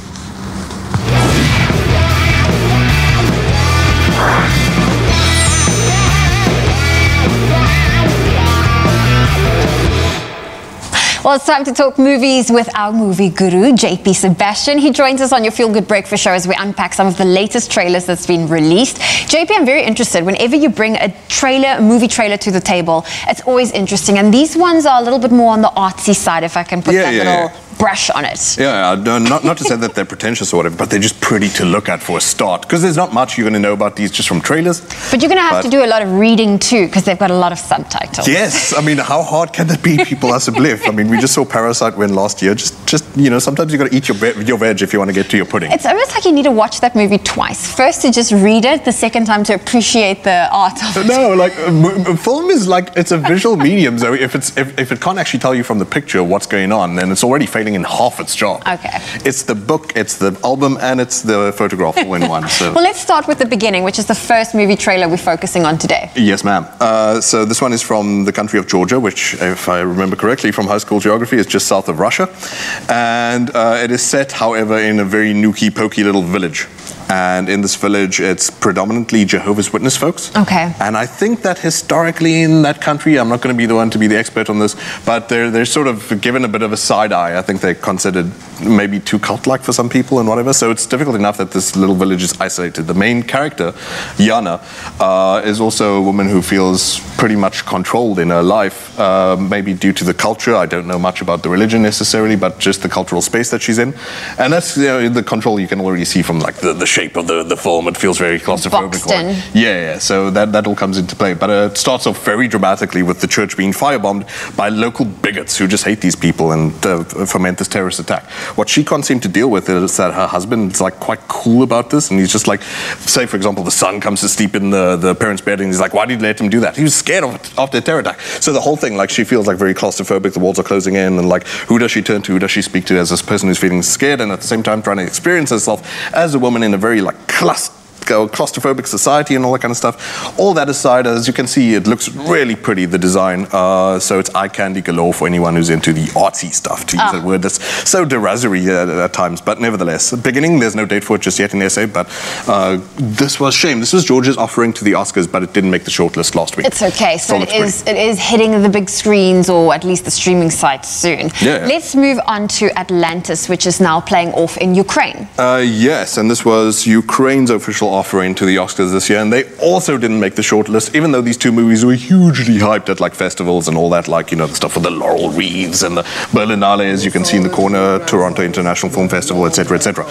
Lots of hype, and also looks really like all of these movies I'm showing you in this little block are quite hypnotic. They're quite entrancing in their style of filming. Atlantis is set in a post-apocalyptic environment. I saw they future dated it to 2025. Which should give you enough of like a sense of spookiness about it, because it's like, hey, around the corner is the idea. It is literally around the corner. And fortunately, however, the story revolves around the end of the conflict that we saw back in, this goes back to 2014, where Russia and Ukraine, arguably Russia, we don't know the full details just yet, went to war with each other in eastern Ukraine, the Donbas region, and in this Donbas region is where the story plays out. Dude is a soldier who's kind of trying to come back to normal life from all the trauma of the war, starts out as just being a metal worker, that job falls under, and then he starts exhuming corpses, which basically digging up the past. Like, what did we do? What are the consequences, irrespective of side, whether Ukrainian or whether Russian, inverted commas, and that helps him dig up this pain that he's been going through. But what's really amazing about this movie is that it's only 28 shots. So the camera is like standing dead still 28 times. But that's also what makes it so different, because it's like these, because that was the first thing I noticed, like there's a lot of static, there's no movement, which everyone else is moving, but not like the camera. Draw you in, like it's really hypnotic. Yeah. And if you can play out in just one scene, like I've heard some reviewers say that just one scene feels like a short story in itself. Okay. So that kind of design is really impressive. Atlantis, no date for it in South Africa just yet, but shame. Ukraine, you didn't make it to the Oscar shortlist, still got all the hype from the critics though. Well, let's quickly look at the last one, The Road to Mandalay. If you Google that to try and see the trailer, first that popped up was a Robbie Williams song, and then there is a trailer that is the same movie, but it came out 4 years ago. So this was first released in 2016 in a lot of the Eastern film markets, but now has gotten enough sort of popularity and traction and excitement from the West that we're getting international trailers that are subtitled in English. So we might get the opportunity to see The Road to Mandalay. As you said, yes, it is originally a song is the title. Before that, it was a poem by Rudyard Kipling, and that has all its sort of own overtones of that was a bit of a problematic poem in terms of its Orientalism and all that. And this really just breaks the sort of like exoticness and the paradise sort of feeling of Mandalay, which is in Burma, where a character is trying to escape Burma because of the civil war. We've heard so much, just as South Africans even, about the Rohingya crisis, refugees desperately trying to cross the border and all this kind of stuff. So very pertinent during this time of Burma going through immigration, and right now, just this week, a military coup.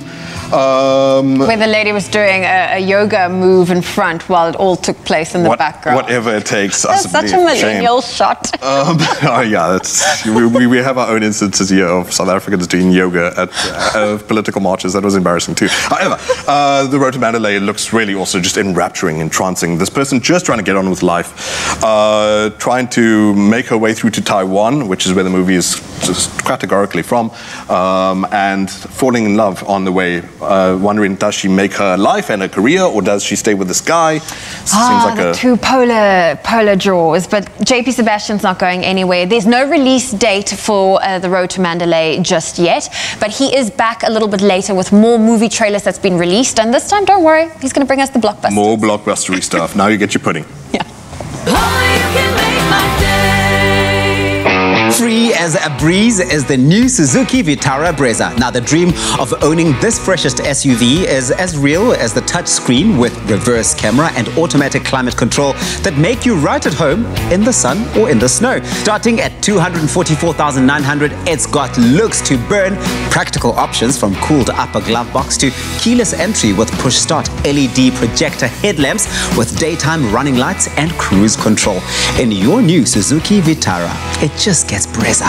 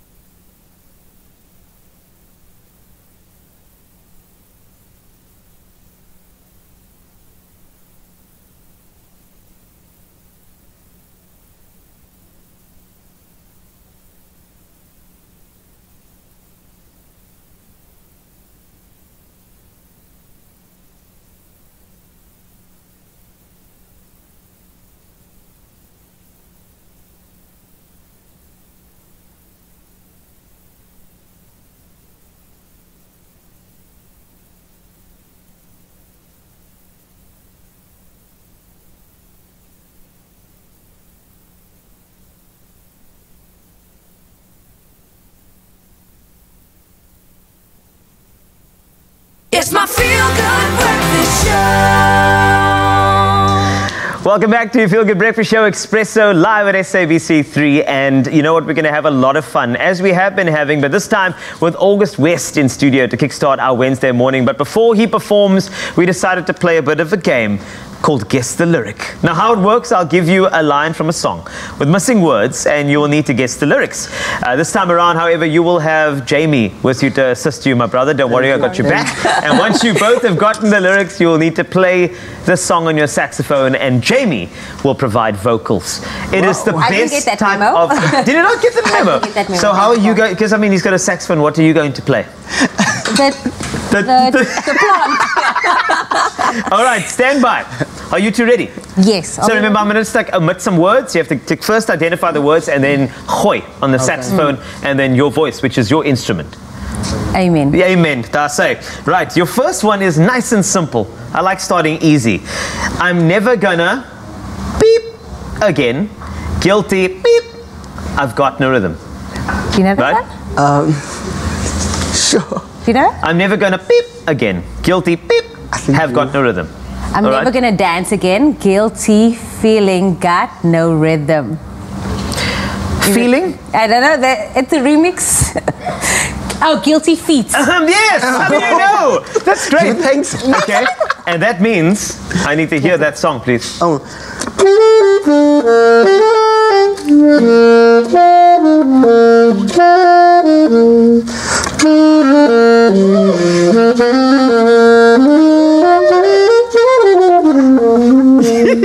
You're the goosebumps. Oh my word, that was incredible. That really was. I didn't hear any vocal though. Let's hope we get vocal on this next one. Here we go. The next one is every night in my beep, I beep you, I beep you. Now, realizing that those beeps sounded like they were wrongly placed, but it's fine. Yes. Every night in my beep, I beep you. I beep you. Every night in my dreams, I see you. I feel you. Yes! That is how I know Yes, you. that's right. So now I want you to pretend like you're on a sinking ship. Play the saxophone. Yeah. I say, sinking ship.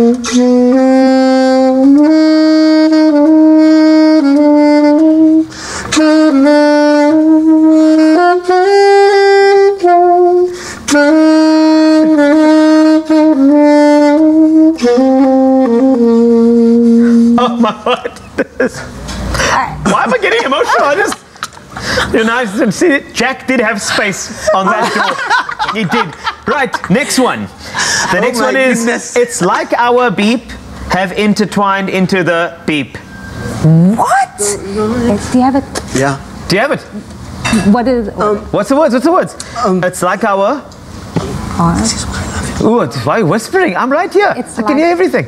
Our hearts have intertwined into the perfect melody. Other ones similar to melody. Memory. No. Perfect. Voices together. You'd call it harmony. That's it. Okay. You got it. Well done. You get points. Now you have to play it. Okay.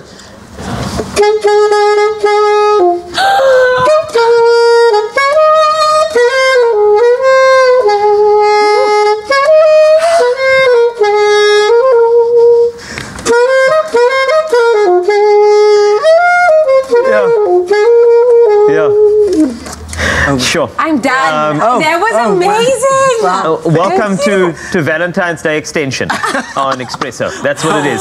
Are you ready for your next one? Okay, next one is nice and easy. You mean the beep to me. I know I've found in you my beep. You mean the world to me. You mean the world to me. I know you have found. Found in you. All right. You mean the... My. So you got that first word there. What is the first word? You mean the world to me. I know I found yes, that's in correct. you. And then? In this love. My love. You know what?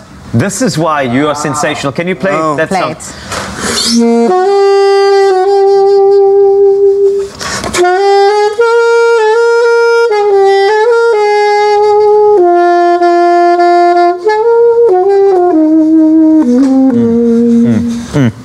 Sure. Wow. Why are my eyes burning? This guy's so good. Sure. August West, ladies and gentlemen, Kanye's cousin. Anyway, moving along to our next one. We don't have to beep when you're alone with me. I feel it coming. We don't have to and alone with me. Rush. We don't have to. There we go. Can you play that number? You got this. I know you do.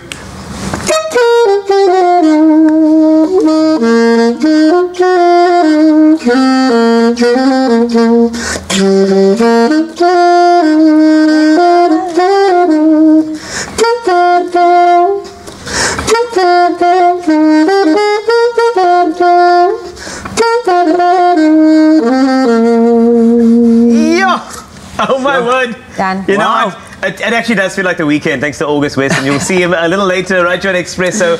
Thank you. Well done, guys. You get full marks, full points, and if you want to hear more of that, I suggest to stick around.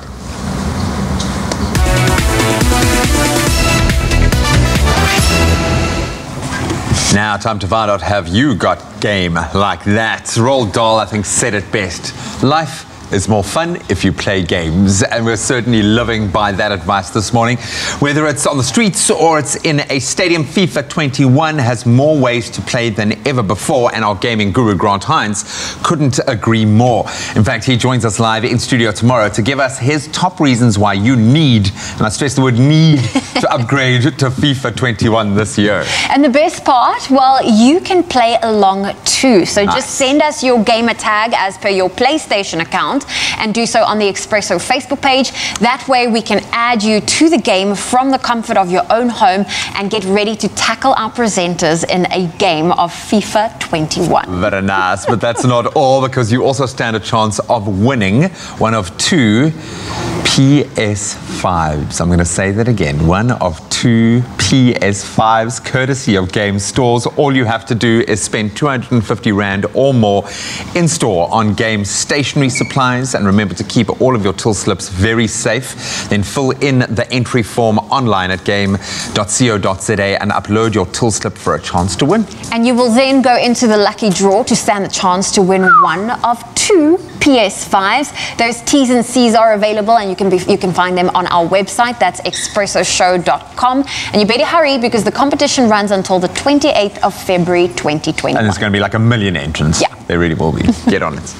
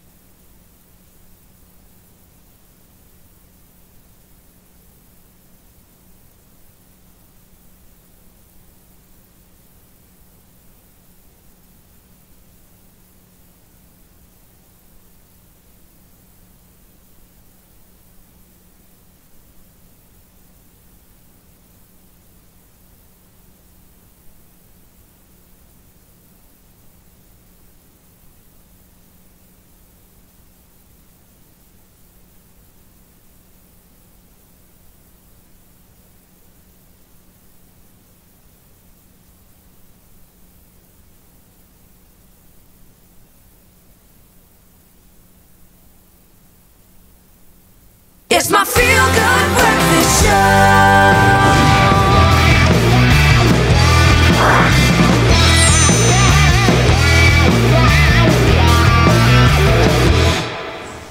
Welcome back to your Feel Good Breakfast Show. You're just in time. JP Sebastian joins us as we unpack some of the latest movie trailers that's been released. This is part 2, and we're going to focus on a few movies that are a little bit more of your, what we would call your blockbusters. So, JP, we're going to start off by unpacking the movie trailer, The United States versus Billie Holiday. You're a Billie Holiday fan by any chance?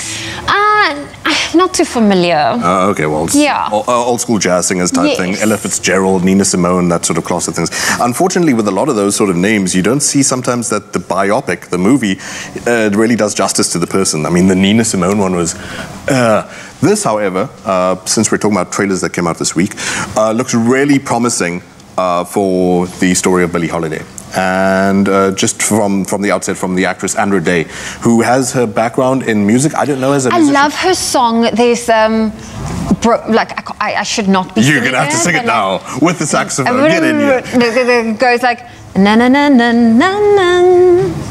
Okay, I can't sing it, but I'll get to the name. But it's one of my favorite songs of hers, and she's now an actress. Yes, and this is her first time acting, and good grief, she looks really good in this. She was just nominated for Golden Globe for lead actress, so there might be Oscar buzz around this. And usually this is the case with, I mean, anytime you're doing a biopic about a singer from back in the day, the Oscars go wild about this kind of thing. What's especially important for me about what this trailer reveals is that it's not just doing a connected dots type, let's read the Wikipedia page and do the live from start to finish kind of thing. It's focusing on a moment that was defining for this person's memory, not so much their career, where she, in defiance of, we're looking at here, the Federal Bureau of Narcotics, sang the song Strange Fruit, which you might have heard of. That is about the lynchings in the United States and the history of anti-black lynchings, Strange Fruit being the bodies hanging from the trees. Really, yeah. Very deep. Yeah, very emotional and moving stuff. And this is exactly what happened to her in real life when she refused to stop singing it on stage. She was taken off by the authorities. A song was that threatening to the state. That still boggles my mind. I mean, even here in South Africa, there were songs that were banned from being played. So this is one of the most grotesque things. They would physically scratch out out on the vinyls songs that they just didn't approve of. And yeah, I mean, still today, and this is why this movie is pertinent, there are subjects that America still feels like they can't speak about. Reparations for black people, for slavery, for example. And so Strange Fruit is still, you'll see on websites, is listed as controversial, but it's talking about historical fact of what a white supremacist regime did to black people for the longest time in America.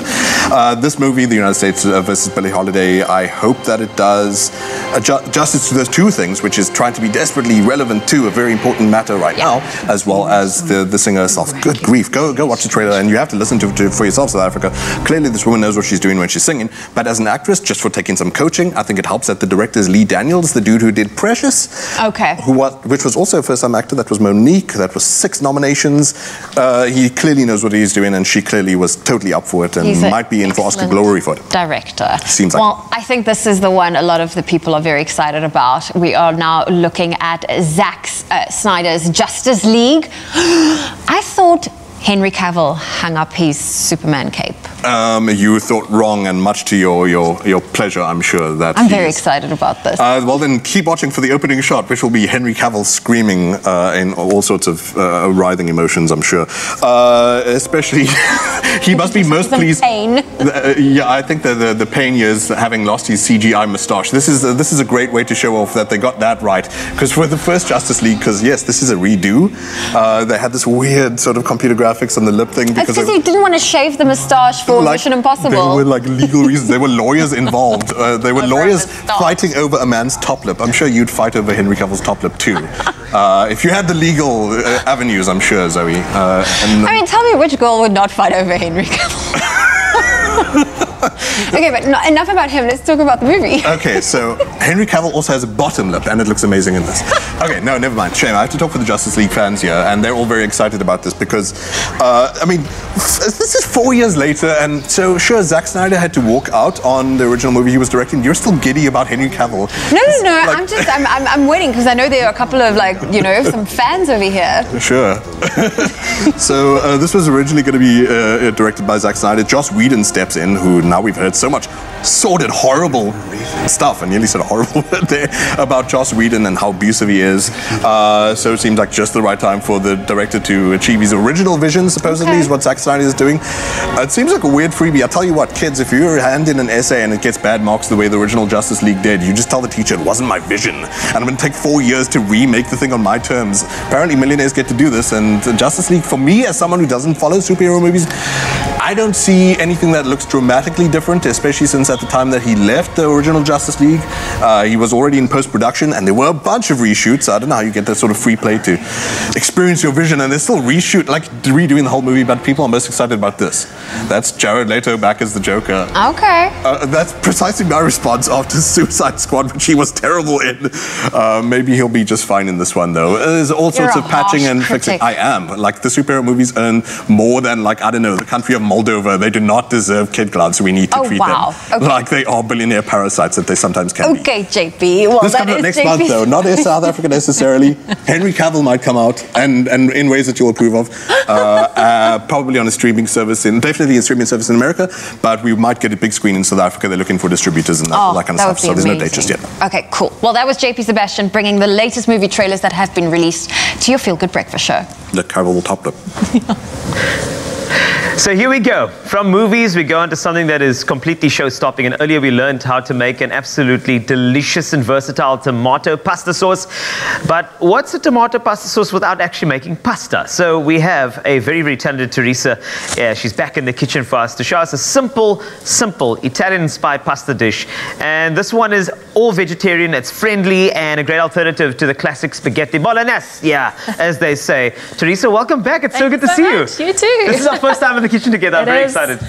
Really, really excited. So far, I would love to describe to you what I'm smelling. Onions are browning, and as you know, whenever onions start browning in your home, you get up from your bed and you're like, this is going to be a good Sunday lunch. Someone's cooking Italian, someone's going to cook a curry, and that's what I'm smelling right now in studio. So Teresa, we've got our pasta sauce done and dusted. Now we're going vegetarian with a bolognese. Yeah. How do we start this thing off? We are taking it to the next level. So what I've done is I've heated up some olive oil and I've added, as you said, the onions. Ooh. Smelling amazing.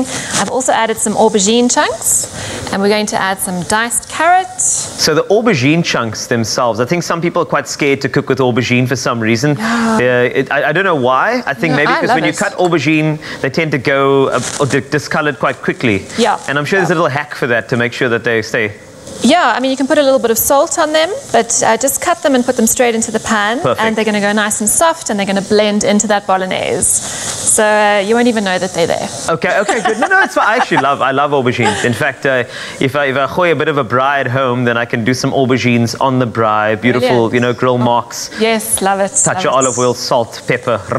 Quite the Love foodie. it. I mean, I'm don't with the even need me foodie. here. I'm inspired by you, Teresa. That's how it goes. So far, the smells are just gorgeous. You put your mirepoix in, so the carrots and the celery are in. So you're going to leave that for about 3 to 4 minutes to go golden brown and to soften, and that's the base of our bolognese. So it smells fantastic. It does. Then what we're going to do is add our tomato sauce that we made earlier. Okay. So you could make this just before, or even the day before, the week before. Pop that in.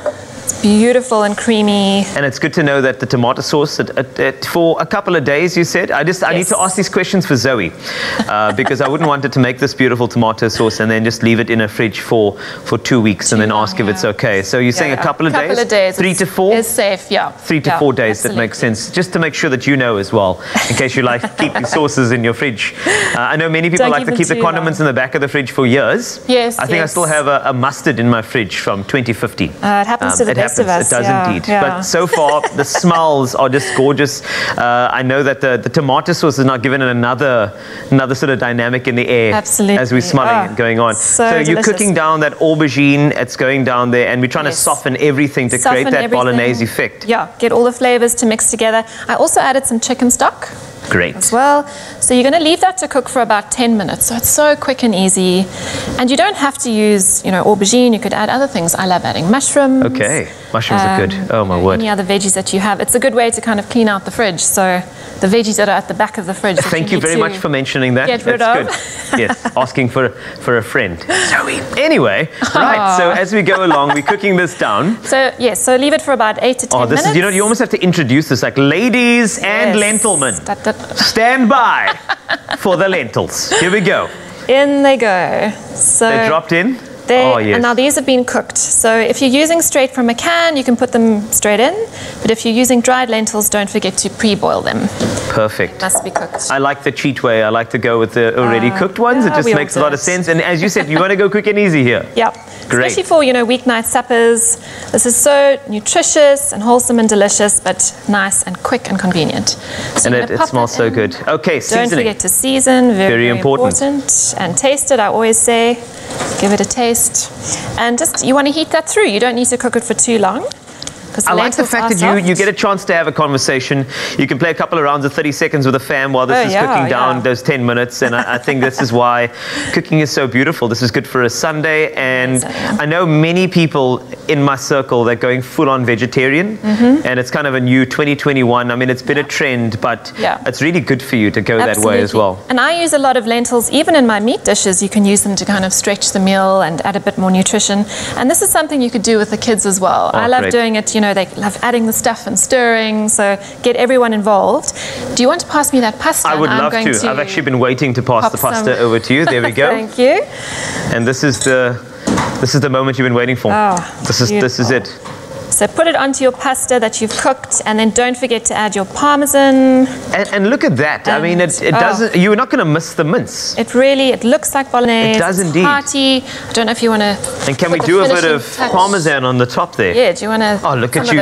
You got the shavings on here. Yes, this is great. great. So use your potato peeler, shave the parmesan. Yes. And you have to throw it on like that. You can't. Yeah, I have to. I was going to just pour it over, but I just thought like. It's got to be some flair. It's got to have some flair, and then. And that's your beautiful I like the ones that go around the outside as well. It's quite important. It's very stylish, Thank you very much. I try my best. So to get this particular recipe and ingredients list, head over to expressoshow.com and stay tuned as one of Expresso's top fans joins us in the kitchen to learn how to make meatballs from scratch. Stick around.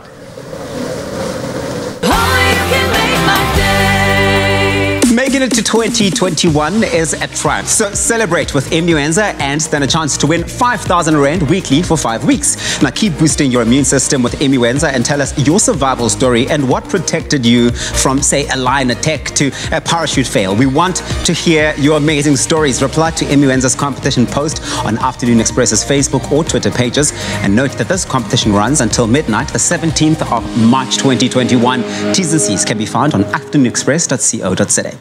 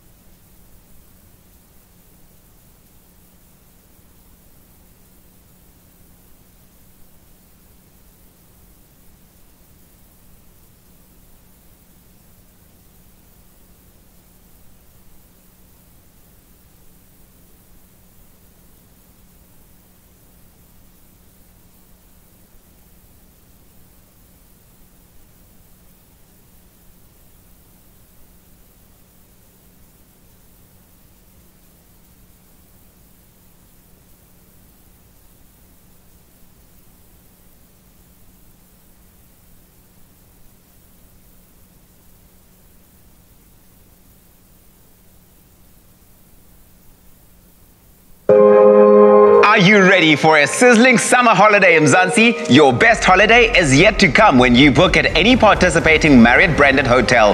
Redefine your holiday with a beach break, nature retreat, or a road trip adventure. With the Marriott Summer Holiday offer, you can enjoy 25% off standard hotel rates, including free breakfast if you're a Marriott Bonvoy member and 15% if you're a non-Bonvoy member.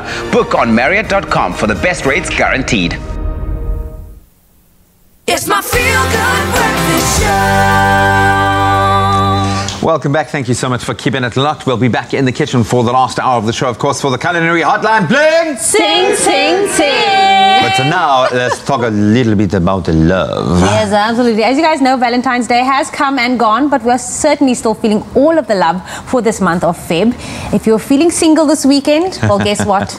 We just want to rub it in a little bit more with these cute posts that we found on social media of couples who made it official on Instagram with their loved-up gestures that were definitely one for the books. I'm going to kick it off with Lasizwe, media personality, has revealed he's officially in a relationship. Look at that smile. Of course, the star took the day to show his mystery bay love with these cute pictures and one caption. Listen to this. His caption said, "One day you will be like us, but for now enjoy being single." Just one rub day it in we there. can dream. Well, I guess if love doesn't look like this, we will wait, but we are wishing the couple all of the best. I know, just Very sweet, man. Yeah. And then, of course, another family member who recently found love as well was Lasizwe's half-sister, Kani Mbao, who also used this time to make her relationship Instagram official with her new man, Kudzai Terence Mushonga. Now, Kani took to her page to show a video of her Valentine's Day spoils, which included beautiful bunches of roses, Louis Vuitton gifts, and a violinist. Like her own music video. With roses everywhere, that is unbelievable. And the tears was necessary because look at that. So is that now the new thing? Like you have to make it Instagram official to be official? Remember back in the day you had to make it Facebook official for it to be official? It's not about your kind of status anymore. You've got to have the video. By judging by it, you've got to have a professionally shot music video to make it official by now. But, so happy for Kanye. That's cool, man. Do you remember when it had to be BBM official, when you had to go on in love and then the person also went on in love at the same time? So it was like, Jamie is now in love, Graham Richards is now in love, and that's how you knew. Who is it? See, I always missed out on that. Our time will come, But I have a big story. The man to top it off and top of the day was none other than the people's sexiest man alive, actor Michael B. Jordan, who rented out the entire aquarium for his model girlfriend Lori Harvey and surprised her with a dinner in one of the underwater tunnels. Oh, cute. No, this is not it. To finish off all the spoils, Michael also purchased his girlfriend stocks in the luxury bag brand, as she wrote, "The best gift ever, baby bought me stocks in Hermes, and now we are officially jealous, and I think that the bar is set quite high. Could he just not buy her a bag? But I was going to say, he secured the bag for her. he was like, yeah, I've secured the bag for you. There we go. To be very honest, when I read this first, I thought you said socks, and I was like, oh, cool, you got Hermes socks. Nice. And then I saw the T, and I was like, where to from there? Well, I suppose if you can, why not? Trust me. I mean, he can probably level up quite considerably, but he's going all out. That's like a massive charm offensive there. He is clearly trying to, lay the groundwork down. She loves the bags, and now she gets to watch the growth of the bags in a whole different way. But thank you, Michael B. Jordan, for ruining Valentine's Day for every man from this day forth. We really appreciate it. But good to see that love is still indeed conquering all. In the stocks. And here we go. We want to give you some entertainment right here on Expresso. And saxophonist and jazz artist, a very talented man, August West, as mentioned, Kanye's cousin, like so many other artists, started their music careers in church. And today he has performed with some of the best in the business as he continues to take the jazz industry by storm. This morning he is joined by his fantastic band, Zeke, Rorik, Nehemiah, Dylan, as well as Angelo, to perform a song that's going to make you wave to the TV. It's Wave of Glory. Enjoy.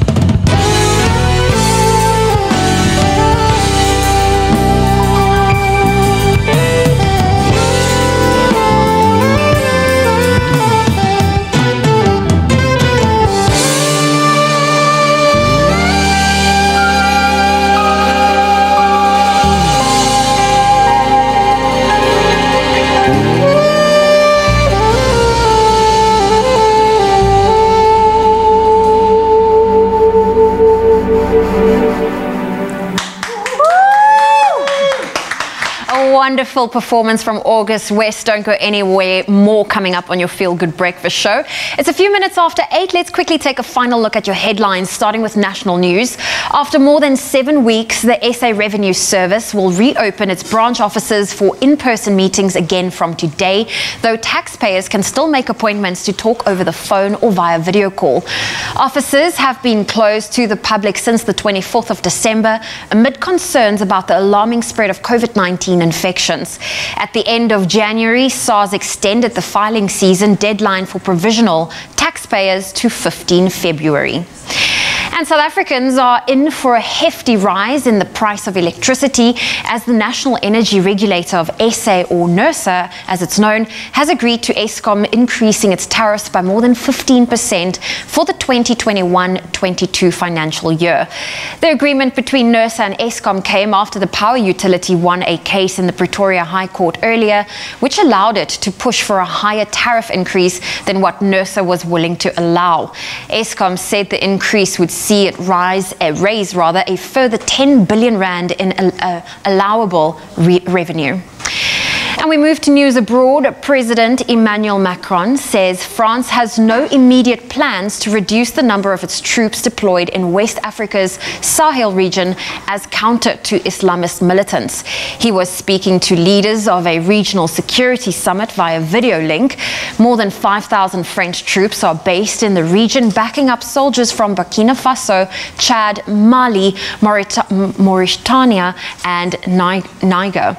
The French military operation in West Africa has been on for 8 years. It is said to be extremely expensive and has seen 55 soldiers killed in action. And staying with news abroad, the Mexican delegation to the United Nations will file a complaint with the Security Council today concerning the inequity and inequality that it says impedes the COVID-19 vaccine access. Mexico says it's perturbed about the way coronavirus vaccines are being rolled out worldwide, saying the process favors richer countries while leaving poorer countries behind. A concern is that some countries are hoarding vaccines.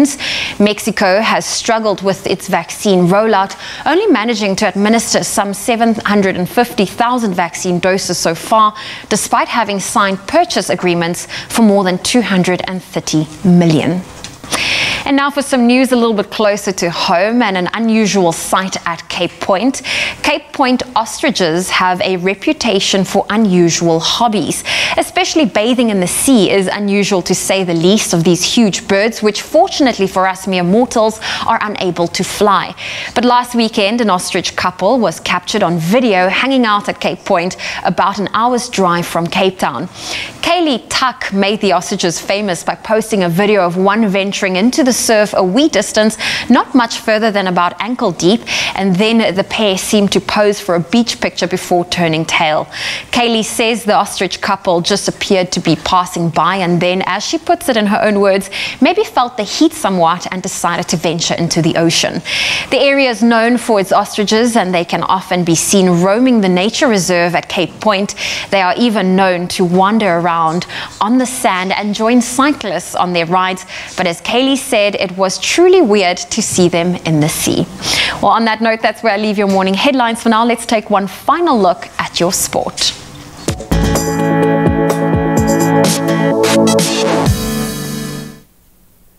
Thanks so much. So let's kick it off with local cricket news first. And Proteas captain Quinton de Kock is going to be taking a mental health break and miss the forthcoming domestic T20 tournament. Chief Executive of the SA Cricketers Association, Andrew Brezza, told the ESPN Cricket Info website that de Kock would take some time off from the game for a few weeks. The 28-year-old de Kock returning from Pakistan last week, of course, after losing 2 test matches, during which he was heavily criticised. And staying with cricketing news on the field, Ravichandran Ashwin starred with both ball and bat as hosts India thrashed England by 317 runs on the 4th day of their second test at the M.A. Chidambaram Stadium in Chennai. So England lost all 10 wickets as they were bowled out for just 164 as India fought back to level the series 1 apiece. Ashwin claiming 8 wickets and reaching 106 runs in the match to help guide his win to an impressive win.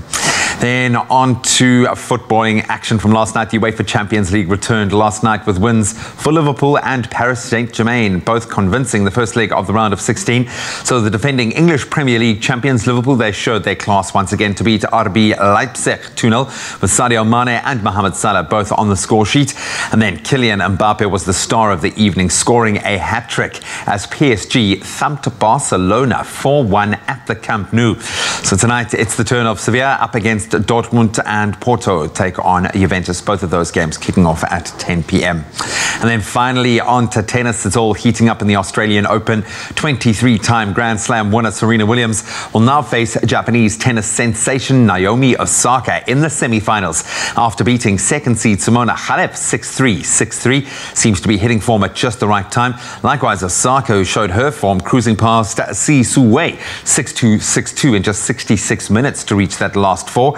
In the men's singles draw, top seed and defending Australian Open champion Novak Djokovic was made to work hard fighting back to beat German 6th seed Alexander Zverev to reach the tournament semis. The 8-time champion, who has now won his 19th consecutive match at the Australian Open, beats Zverev 6-7, 6-2, 6-4, 7-6 in Melbourne. That's a wrap of your sport for this Wednesday morning. One last chance to bring you up to speed with the weather now.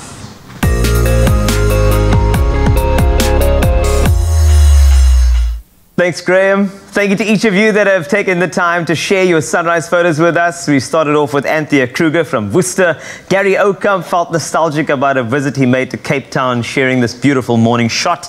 And then Tandeka Mgoza from Mpendle, KZN, shared this awesome photo of her backyard. And last but not least, Uncle Tinde from Kwamhlanga, Mpumalanga, shared their morning view with us. And I want to say thank you so much. Please continue sharing your sunrise photos on our Expresso Morning Show Facebook page. And we really love to see how you start your day, no matter where in the world you may be.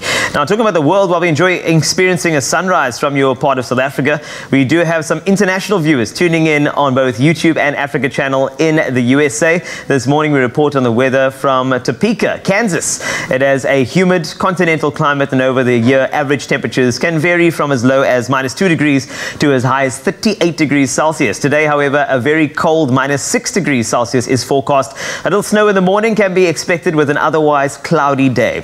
Over to some local weather news. Nelson Mandela Mayor, that is Mqaba Banga, yesterday tightened water restrictions as the severe drought continues to increase its grip in the Nelson Mandela Bay Metro. With dam levels critically low at a combined capacity of 17.55%, the Kocha Dam, Nelson Mandela Bay's largest supply dam, is currently less than 10% full. Both the Kocha and the other main supply dam, the Mpofu Dam, were last full in 2015. As a desperate measure to deal with the dire situation, further water restrictions have been announced. The municipality will fit all household taps with flow meter restricted devices that will limit the use of water to 500 litres a day or 15,000 kilolitres a month per household. The SA Weather Service has said recent rains in the areas had no effect on the dam levels. Farmers in the region are having to buy feed for their animals as there is no grazing due to the prolonged drought. Our thoughts and prayers are with you, Nelson Mandela Bay. Moving on to some of the temperatures from around the country. Let's start off with Polokwane. Good morning, Goeiemorgen, 17 to a high of 27 for you today. The same for you, Bombela. Snap, 27, the high from a low of 17. Pretoria, 18 to 30 today. Johannesburg, a high of 28 from a low of 18. Same in Mahikeng, 18 to 28 with a 53% chance of rain in your area. Klerksdorp, 12 is the low to a high of 30. Kimberley, shining bright like a diamond as always, 34 degrees is the high from a low of 15. Bloemfontein, blossoming at 30, the high from a low of 12. Good morning, Richards Bay, 26 the high from a low of 17. Pietermaritzburg, 25 the high from a low of 15. Durban, 19 to 26. Mthatha, 14 to 26 today. East London, 25 the high from a low of 17. Cradock, 12 to 33. PE, 26 the high from a low of 19. George, 17 to 27. Cape Town, 17 to 26. Worcester, 33 the high from a low of 13. Sutherland, just 5 this morning to a high of 27 later. And the top temperature in the country, please keep the SPF handy for this one, 36 degrees in Uppington from a low of 15. And that's a wrap of your weather details from across the country and beyond. Do continue to give us those sunrise photos. We love showcasing them in this segment. And go over to our Expresso Facebook page in order for you to post those. We'd love to chat to you. And more importantly, see all of those pictures right here on Expresso. Oh, well, listen, we are in the kitchen because that means one thing and one thing only. After the break, it is the culinary hotline bling. Ting, ting, ting! And of course, we have a very special guest, Sandra February, one of our viewers joining us in the kitchen for the culinary hotline. So if you have a question for her or Chef Clem, give us a call on 021 110 552. That is the number to call so that we can answer your culinary conundrums.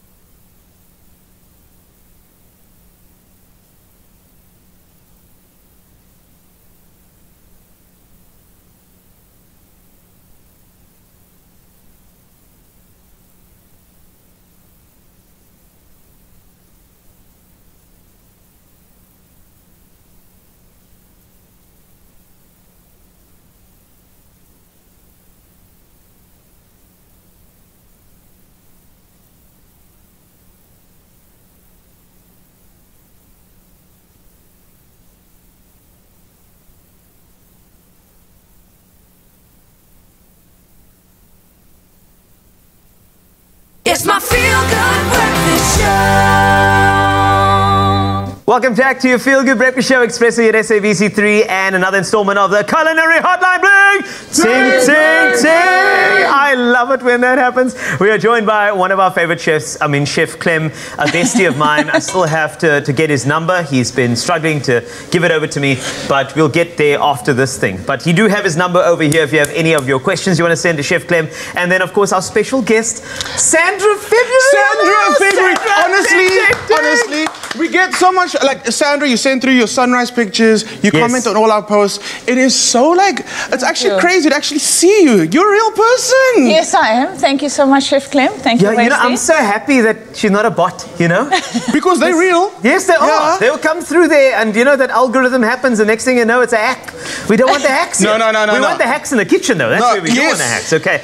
So, Sandra, please, we are excited. This phone's going to ring, and you're going to have to do some answering for us as well, along with Chef Clem. I don't mind answering this phone for you, by the way. I'm a great secretary. Yes. I'm ready for hire. I've heard. Okay. Oh, thank you. This is stunning. Thank you so much. Okay, so we have so many things to cover today when it comes to some of the questions that we have. And I think just to start off, to get you comfortable, Sandra, you've got so many items in front of us. And I do believe there was a question around the meatballs from a scratch. And do you remember the phone call that came through last week? Yes. And Sandra, you were laughing so much. It was like, okay, I didn't even know we were that funny. It was crazy. Yeah, it's just, you know, it's one of those things where, you know, you hear this thing and you're thinking, meatballs seem so simple, man. Yes, but wrapped in mashed potato? Yes. But I'm glad what you said in that was very, very good in terms of, you know, don't put that butter through it or whatever. Just, you wanted to keep it solid. Yes. And make it happen. Right. Exactly. So are we going to hoy this? Yes. So you took my advice after the phone call and you actually made them, and I saw the picture. They looked so amazing. Yes. So I'm going to leave it up to you. You're going to talk to us, guide us through this recipe, and I'm going to help you out because I know some of the steps. So I'm going to jump forward. Yes. But tell us how you actually ended up creating these meatballs that came out looking so beautiful. Yes, okay, so I basically took my dry ingredients, the onion, the green pepper, my garlic. I love garlic. You love garlic? Me too. Always have garlic inside. And then my coriander seeds I love, and my rosemary. Rosemary goes in everything. I put rosemary in everything. Okay. And just your normal seasoning, your spice, your salt and some pepper if you want. And then I fry that first, and then I put it inside my mince mixture. For sure. So do you want to actually go ahead and start building that up? Yes, we can do that. And then, let me just take some, What's the difference between a fricadelle and a meatball? Because people get very sensitive about this. Okay, so in my opinion, right, I would say a frikadelle, you know, with regard to the spices in there as well. I mean, I would put cumin in my frikadelles because it kind of gives it that Cape flavor.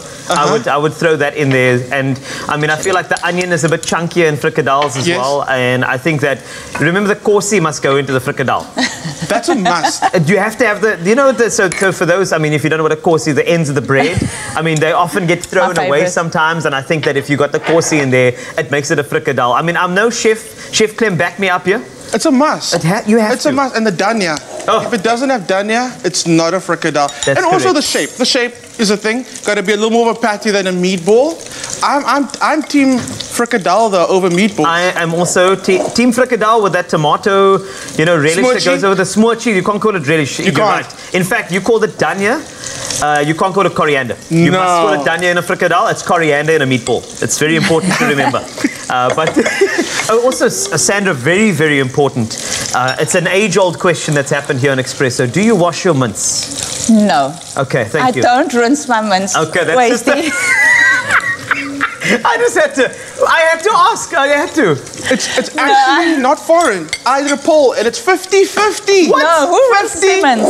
50. Did you do a poll? Oh my goodness. Who rinses their mince? Zoe, this woman that we know, we work with sometimes, Zoe Brown. Oh no. Yeah. She's team rinse your mince. Yes. And she's not on her own because I literally did the poll. 50-50. 50% of people do rinse their mince.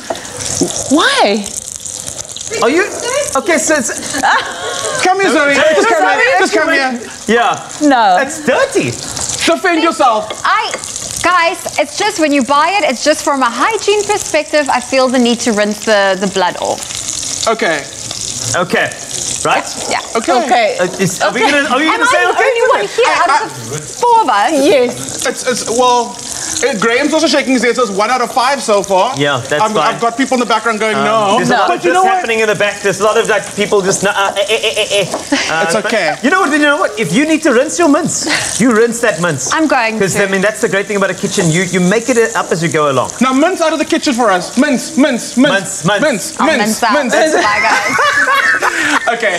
For this recipe, you actually don't want to rinse your mince because water's the enemy of this recipe. Yes. And as soon as you get, especially because we're going to be deep frying, if you put something that's got extra moisture in it and you put it into the hot oil, it's actually going to start popping and breaking up and it's going to get a bit dangerous. So we're going to try and eliminate any excess moisture going in there. That's why we didn't add the extra butter, extra water, even nothing. Keep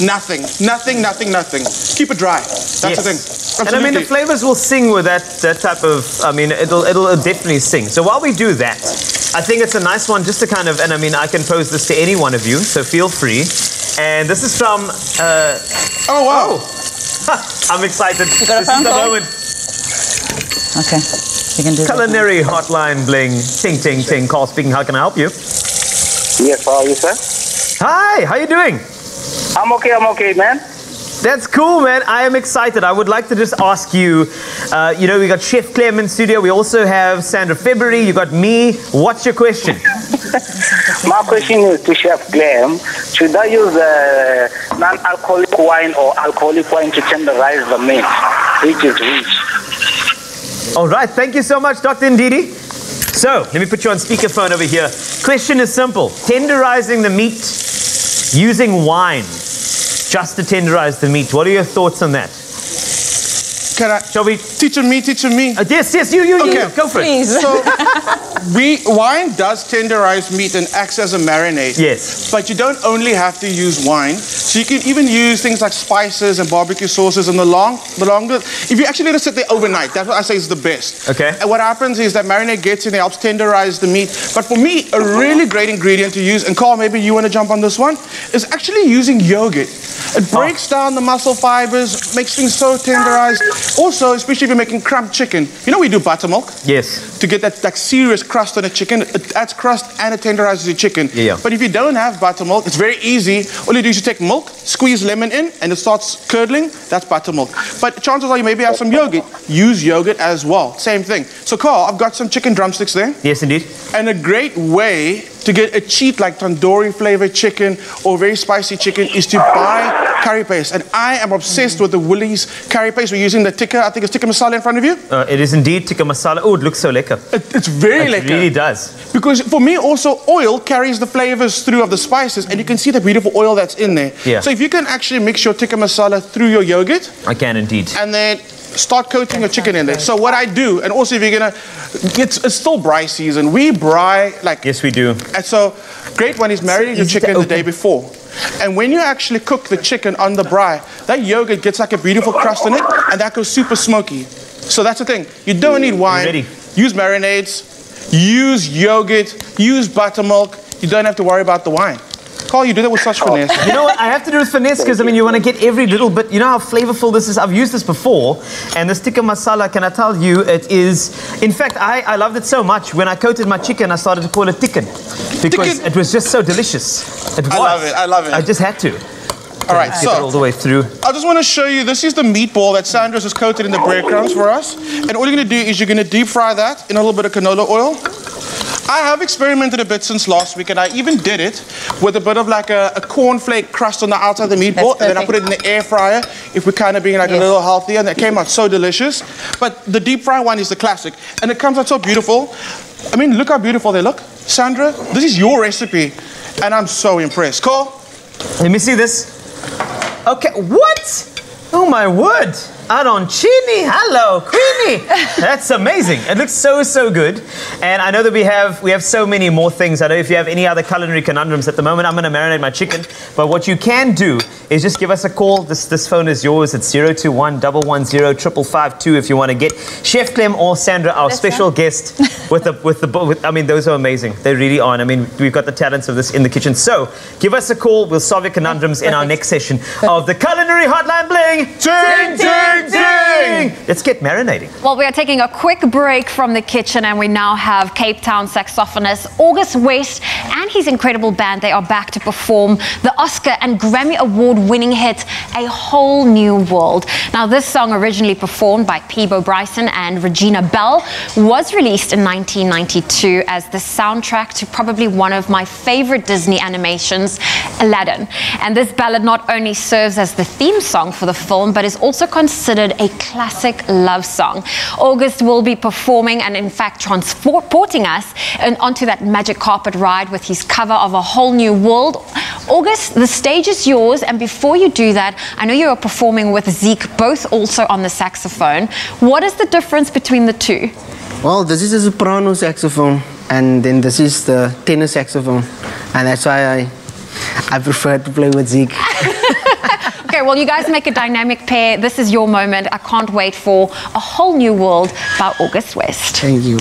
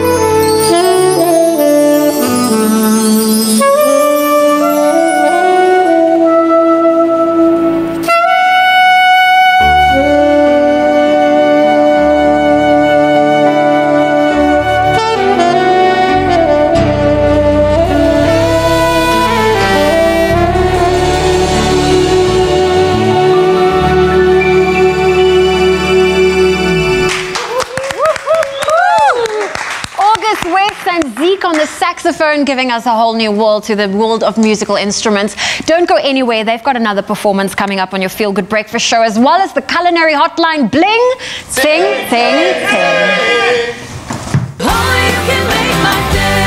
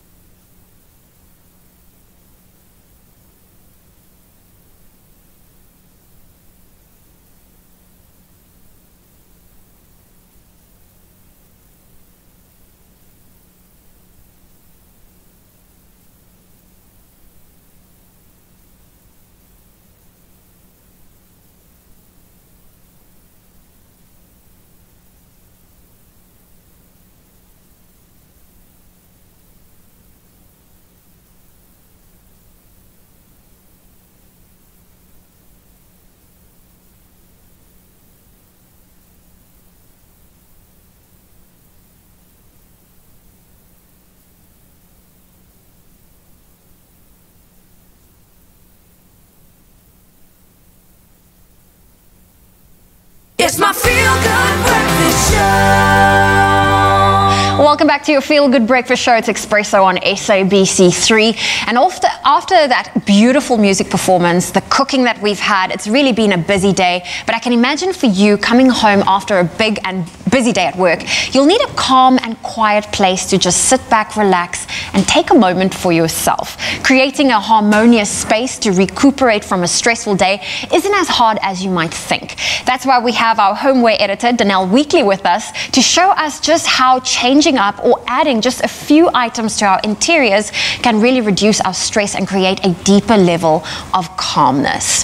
Danelle, I love what I'm smelling at the moment. Do we feel calm already? We're feeling calm already, and for someone like me that I don't want to say I'm lazy, but I have a very busy schedule, so how can I quickly and easily create this type of aura in my own home? So I'm lazy and busy like you as well, which is why I love creating something that's more of an experience, because it makes it easy. So candles, scents in the form of either scented candles or room diffusers, a bit of greenery, but you'll notice that I've used faux plants, so you don't even have to worry about watering these bad boys. Plants. They are.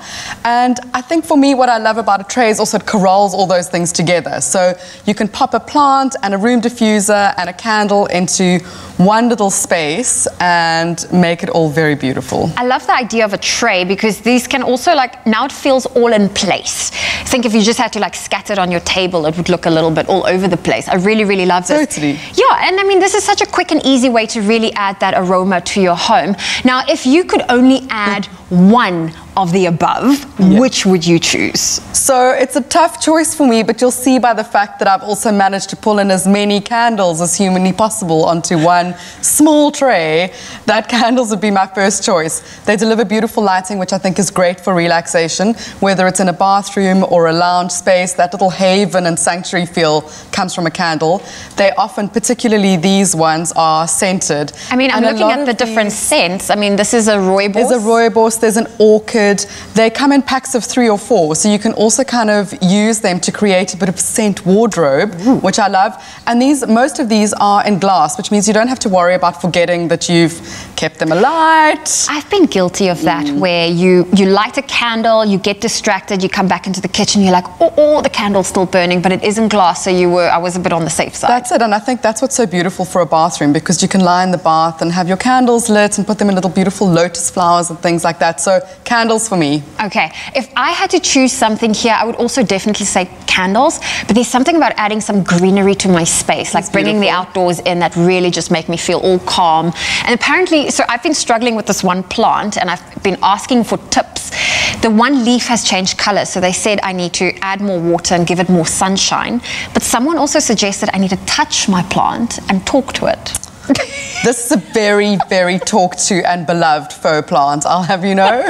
It is plushy and green. I actually love the new collection at Woolies at the moment because they've moved out of succulents and into these gorgeous philodendrons and things like that, which I think are beautiful. And they look real, which I love. And I love that you've brought this lovely little selection. So, of course, for you being busy at home, this is a quick and easy way for you to really just create that soft candlelight feel and relaxed aroma at home. Really bring all elements of nature and some aromatherapy into your home to create a more tranquil space. Now, head on over to the Expresso Facebook page and tell us which item you would love to add to your home to create a harmonious space.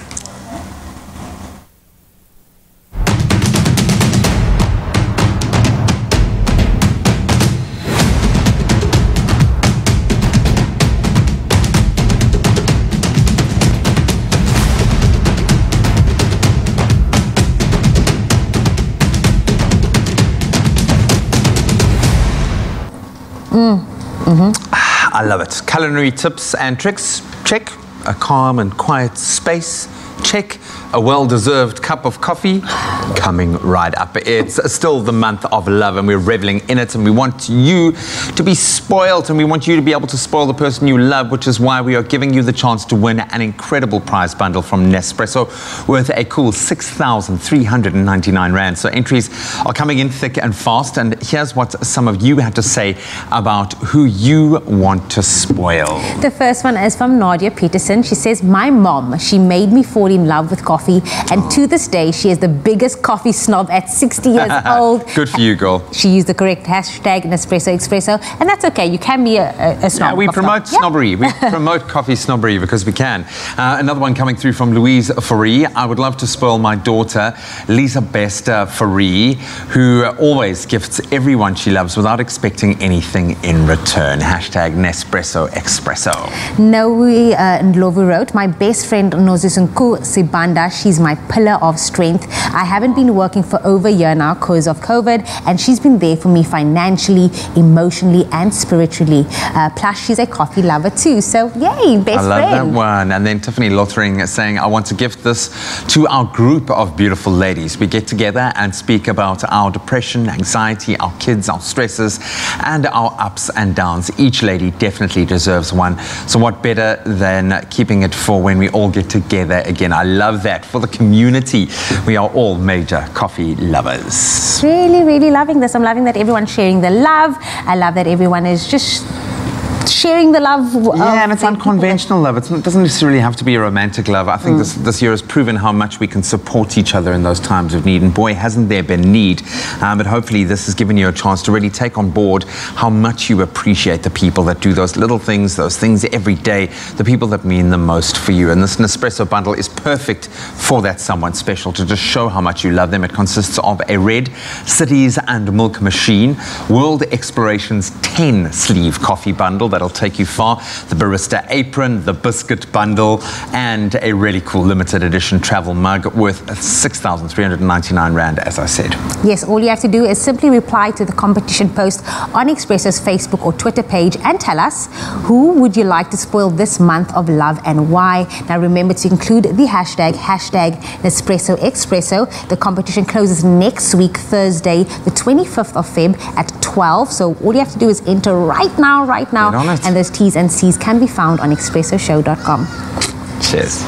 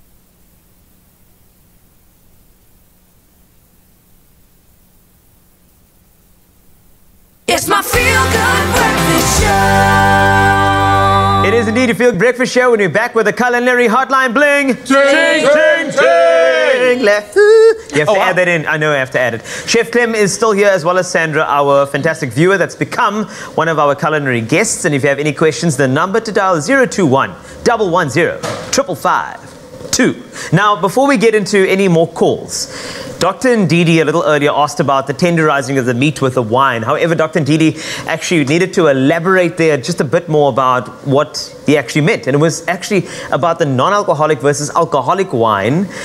Which one should you be using? Does it make a difference? That was actually the question. You can use both. Can you? Yeah, you can use both. Okay. So you do the same. You're going to break down the meat, add a bit of flavor. Doctor, use them both. Okay, use them both. All right. Yeah. Because, I mean, there was a time when non-alcoholic was the only option. And I completely get it. At least you have something there. Oh! I love it when this thing rings. Me too. Sandra, aren't you excited? I'm excited. Okay, fine. I'm excited for you. Culinary hotline bling, ting, ting, ting. Call speaking. How can I help you? Hello. Hello. Is this Charmaine? That's right. I am psychic. I just think. Yes, talk to me, Charmaine. I just want to tell Chef Clem that when I take my mince out of the freezer, I do wash it as well, so it's not just Zoe alone. Oh, wait, let's bring Zoe in. Come, Zoe. Charmaine, this is my virtual hug to you. Thank you. I'm not the only one. I got it from my mama. She also does it. No, you're not the only one. I do it. I've been watching Expresso all the time. This morning I thought I'll phone because they're at you all the time. Thank you. Thank you. I also do that when I take it out of the freezer and it's defrosted. I'll also wash it before I use it. Thank you for sharing. You're not the only one. Okay. I also want to ask Chef Clem that fish fricadelles. Mine break when I put it in food. And what do I do wrong? Is it too soft or what? I got you. So a good way to bind your fish fricadelles is to use breadcrumbs. Breadcrumbs hold it together because fish does have a lot of moisture in there. So when you start frying it, the moisture doesn't come out and it breaks up your fricadelles. So a little bit of breadcrumbs. And you don't have to buy breadcrumbs. Use bread that's like a day old and then just like... Actually, I've seen people grate stale bread and that's perfectly fine. Just add that to your mixture and then that will be helping you. Come back, because you have to mince out of the you have to mince out of the kitchen. That's right. Do your mince. Yeah, look at that mince. That was a different mince. It's a different mince. But thank you for your question, and I think we're gonna definitely do a larger national poll on team rinse your mince, team don't. I think it's so exciting. I love hearing about all the differences and traditions of why people do things, and this one's got my interest. Oh, yeah. It got my interest too, because now I'm thinking about actually the Facebook page that'll now open called Rinse the Mince, which is quite interesting. However, let's move on with some of the questions that you have. And remember the number to dial, you know exactly what it is, 021 110 555 2. Let's go. Now, Sandra, apparently, do you know Sandra? Yeah, this one. Yes, that's right. That's right. There was a certain question that happened, and the question was related to, I believe, onion rings. Sandra, would you like to pose the question in a live culinary hotline bling ting ting ting with Chef Clem? Yes. How do you make a nice onion ring that's perfectly round with that nice little, like the certain restaurants' onion rings? It's got the nice little crumb around it and the flour that sticks together. It doesn't separate when you put it in the oil. I've got you for this one. So you get two types of onion rings. One that's got almost like I'm going to say it like a pancake batter. It's really battered and completely covered. And then you get one that's crumbed, which has got the crumb on it. So this is a very easy recipe, and I've played around with this, and this gives you a nice crispy crumb on your onion ring, and it works if you're doing a thin slice of onion ring or the nice chunky one, which you're going to do today. So what I've done is nice and chunky onion. You really want to work at keeping the onion whole. You don't want to break those rings. So milk or yogurt is actually the trick. What it does is if you soak them in milk for a little bit, it acts as the glue for when you add them to the flour. And then you give it a few minutes to kind of just sit in that flour, and the milk hydrates the flour and it really sticks to your onion ring. When you fry it, it goes almost like super crispy. That's the trick. That's it. Did you hear that? No, but that's the relief sound. I know that sound, all too well. Okay. So a good tip is if you don't want to cry when you cut your onion rings, cry before the time, and then you empty your tear ducts. So when it you slice the onion, there's nothing to come out. So you should watch like something emotional. Right. On SABC Saturday 3 for first. something. Wow. And then it happens. Yeah, that's good. That's a good idea. But I'm loving the fact that dairy's popping up again as, let's just say, a preparation. You know, we spoke about the tenderizing of the meat earlier, and now onion gets preparation with milk too. So this is great. And Sandra actually mentioned, would yogurt work? 100%. Yeah. Yogurt would work, buttermilk would work, and the milk's just like the easiest thing that I know everybody's got in the fridge. Next thing, when it comes to your flour, salt and pepper is really good. I mean, that's a really good basis to start with, but get creative and like make it your own. So, chili flakes. I like spicy. This is why I love Chef Tim. He understands me. He's my spirit animal in the kitchen. Because you need a bit of zing to them. You know, you can't just have flat onion rings. You can't. You know? A little bit of that spice is cool. And I'm sure you could do, once again, I'm bringing up cumin. I love that spice. Yes. You can hoy that in there, I'm sure. You know, if you want to, here's another thing. You know, give it a little bit of a tinge. So maybe just add something in there, a touch of turmeric, just to kind of give it something else. Turmeric's actually my like little hack that I use a lot in the kitchen. All right. When I fry chicken, if you want that beautiful golden color on your fried chicken, turmeric goes in. For your onion rings, same thing. Turmeric goes in. My mom puts turmeric in everything. Yes. Everything. It's great, not just for the color and like a little bit of that flavor, but just the health benefits of turmeric. Yes. We love it. We love it. And we do indeed. And remember, if you put turmeric into a frikadal, it's bori. Yes. You must be very careful. Absolutely. You know? Yeah. Absolutely. Okay, so onion rings, you know, seasoned flour. Yes. And look, the thing is also because you're actually doing vegetables, you're not doing chicken in this flour. I actually like keeping this Tupperware in the fridge. I do that as well. It's a mom thing, right? Yes. I do that as well. Except with chicken, I'm a little bit careful because you're obviously dipping the raw chicken in there. But with vegetables, absolutely. So, okay, so take your coated onion ring. Look, if you can actually let your onion ring sit inside this flour for a few minutes, like I said, to hydrate that flour, it's going to be better. We're going to kind of like just kind of cheat a little bit. Also, another thing is once your onion ring sits in the flour and the cake's up there, you can do a double dip. But you can't do a double dip immediately. We're going to try. But the double dip just means you're going to get a serious crust. See, I like the double dip because it gives it a bit more integrity of that crisp around it. Absolutely. Into the oil. Like I said, oil temp, 180 for safety. Okay. That's just like a okay. This is my moment. Are you ready? Culinary hotline bling ting ting ting. Call speaking. How can I help you? Hello. Hello. Hi. Hi. Yes. I just would like to know how to save spinach. How to save spinach? Burnt spinach. Okay, no problem. Is this Chantal from Pretoria? Yes, that is. Oh, lovely. I've heard a lot about you. And we are going to answer your question. So, I would like to ask Chef Clem. Chantal has a message here with regard to burning the spinach. How does Chantal save the spinach? So spinach, whether you're using Swiss chard or if you're using baby spinach, the one thing you need to remember is that they don't need a lot of cooking. Obviously, if you want to cook it like your cooking spinach really down, Swiss chard takes a little more cooking time. But all you need is a little bit of steam. So what I like to do is I like to take a pan, not even a pot, a pan, a little bit of water goes into the pan and a little bit of butter, and you just bring that to a gentle simmer.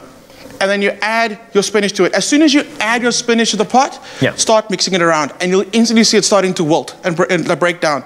If your pan does start to run a little dry, add a little bit of water. It's very forgiving as well in the fact that like you don't need to maintain it so much because it breaks down so quickly. A little bit of butter for flavor, salt and pepper, a little bit of water, and just start steaming it in the pan while you're kind of wokking it. If you're burning your spinach, I just think your pan is running dry or your pot is like running dry. Spinach is super, super chilled. For a very quick hack, if you actually wash your baby spinach and it still has that moisture on it, put it into a bowl, cover it in plastic wrap, put it into the microwave for not even a minute, and it'll actually steam inside that bowl with the moisture that's on the leaves, and then you need it done. Salt and pepper, everyone's happy. Oh my goodness. Okay, you see hacks. I hope that answers your question, Chantal. All the best with the spinach. It's such a beautiful, healthy piece of produce, and we hope that there's no burning in the future. No. Okay, so can I just show you the bigger onion ring very quickly? You can see how beautiful that crumb is on there. It's perfectly on there. So this guy didn't have... The color. The color. This one didn't have enough time to sit in the flour. And that's what actually happens if you don't let it sit there for a few minutes. So yeah, are you happy with your onion ring? I love it. That's it. I love it. You know, this is why he's fantastic, though. From onion rings or when this phone rings, the guy is perfect. He knows exactly what's up. Unfortunately, that's all we have time for. No, man. And I would like this. You know what? We should have an entire culinary hotline, bring ting ting ting entire show. Done. But we do have to wrap things up. Also, Chef Clem, you know, his advice is fantastic. So if you have any questions going forward, please keep it coming. Facebook page is the option, or 021 110 552, and we will solve your culinary hotline bling ting ting ting problems right here on Expresso.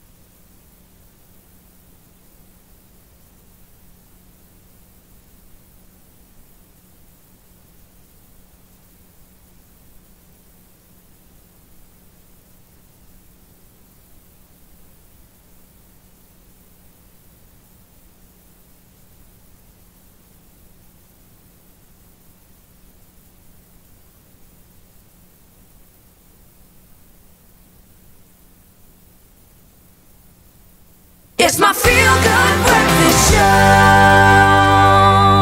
Welcome back to your Feel Good Breakfast Show. It's Expresso. Just a few minutes left, and we have to reveal the poll results. Earlier, we asked you when Danelle Weekly was here, when it comes to creating that home sanctuary, what are some of your favorite items that you could choose between a candle, as well as a little Buddha, and a faux plant, or even an air diffuser? Those were the three, and let's see which one was the winner on social media. There we go. So Chantal says, I love candles and Buddhas. It is Buddhas, right? Yeah, Chantal's my girl. So I would go and stock up on those at Woolies, as I have the air diffuser and real plants at home. Pakiso says candle and Buddha. Tremaine says air diffuser, hashtag Expresso show. And who is the winner? And the winner is candles. It seems like that is the one that's winning. Candles. You called it. You called it. Well, listen, we still have 2 candles here that I would love to light up for us. But there we go. Thank you so much for taking part on our poll on the Expresso Show Facebook page. You can continue to connect with us on social media. And don't forget that hashtag Expresso Show. Thank you so much, ladies. Well, we are definitely not feeling the midweek slump after some amazing performances by saxophonist and jazz artist and all-round awesome guy, August West. So thank you so much for blessing us with your talent. To all of you gents this morning, it really has been amazing. Remember, August features on South African hip-hop artist Early B's brand new album, Funky Gance, dropping this Friday. That's the 19th of Feb. So make sure you download the album on all major music download platforms, streaming platforms. Go and support local. They deserve it. But now playing us out with his ensemble, here is August West and his band with a biggie success.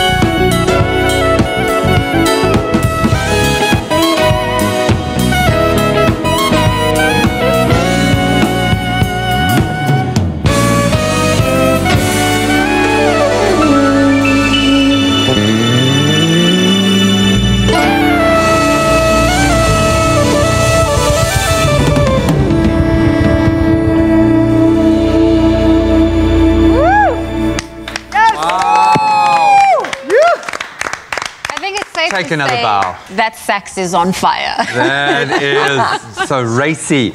Well done, gentlemen. Please take a bow. You were superb this morning. Thank you so much for blessing us with your considerable talents, hey? Really cool. Amazing. Sandra, private concert you've had this morning, a little bit of jazz, hey, some cooking instruction. You've got to see how mad and crazy we all are actually behind the scenes. And we've also now discovered that a lot of people do rinse their mints. Yes, I'm not the only one. It's scary. What was your favorite part about being on the show today? It's just the whole experience, you know, it's been great, and meeting all you guys. I've always wanted to meet you guys, and it's so great to see you face to face. Wasty. Have you guys got you like go way back, my husband's got a man crush on him. Oh, really? Hey, not a man crush. He really he's a great fan. I've got a man crush on Wasty, so I can understand. I can dig it. I mean, your hubby, just please tell him I say hello. I also noticed that you Sandra February, right? And we had an August on, so we're getting a nice month vibe on the show. I noticed that. It's beautiful. It really is. Good connections. But you were fantastic. Please come back again for the Culinary Hotline Bling. It'll be amazing to have you. Chef Clem does need a break sometimes, so you can come through anytime. And you taught him a thing or two today, which is great. So what's next for you in your day? Where'd you go from? Go home, see to my kids now. I've got a little bit of a break before they come back from school, so the usual housework stuff. And now you got some makeup for the rest of the day. My husband's working. I've got my dogs and my cats at home now. I'm going to with my makeup. The puppies will appreciate it. It's been such a pleasure hosting you this morning. Thank you so much. We've had a blast with all of you, in fact, contributing to the Culinary Hotline Bling. Sing, sing, sing. And to August, to the rest of our contributors this morning, absolutely amazing day. Thank you so much for all of that. We'll continue to explore, to have fun, and of course, kick a ball or two figuratively in our FIFA tournament. So join us for that. We'll see you bright and early. Adios.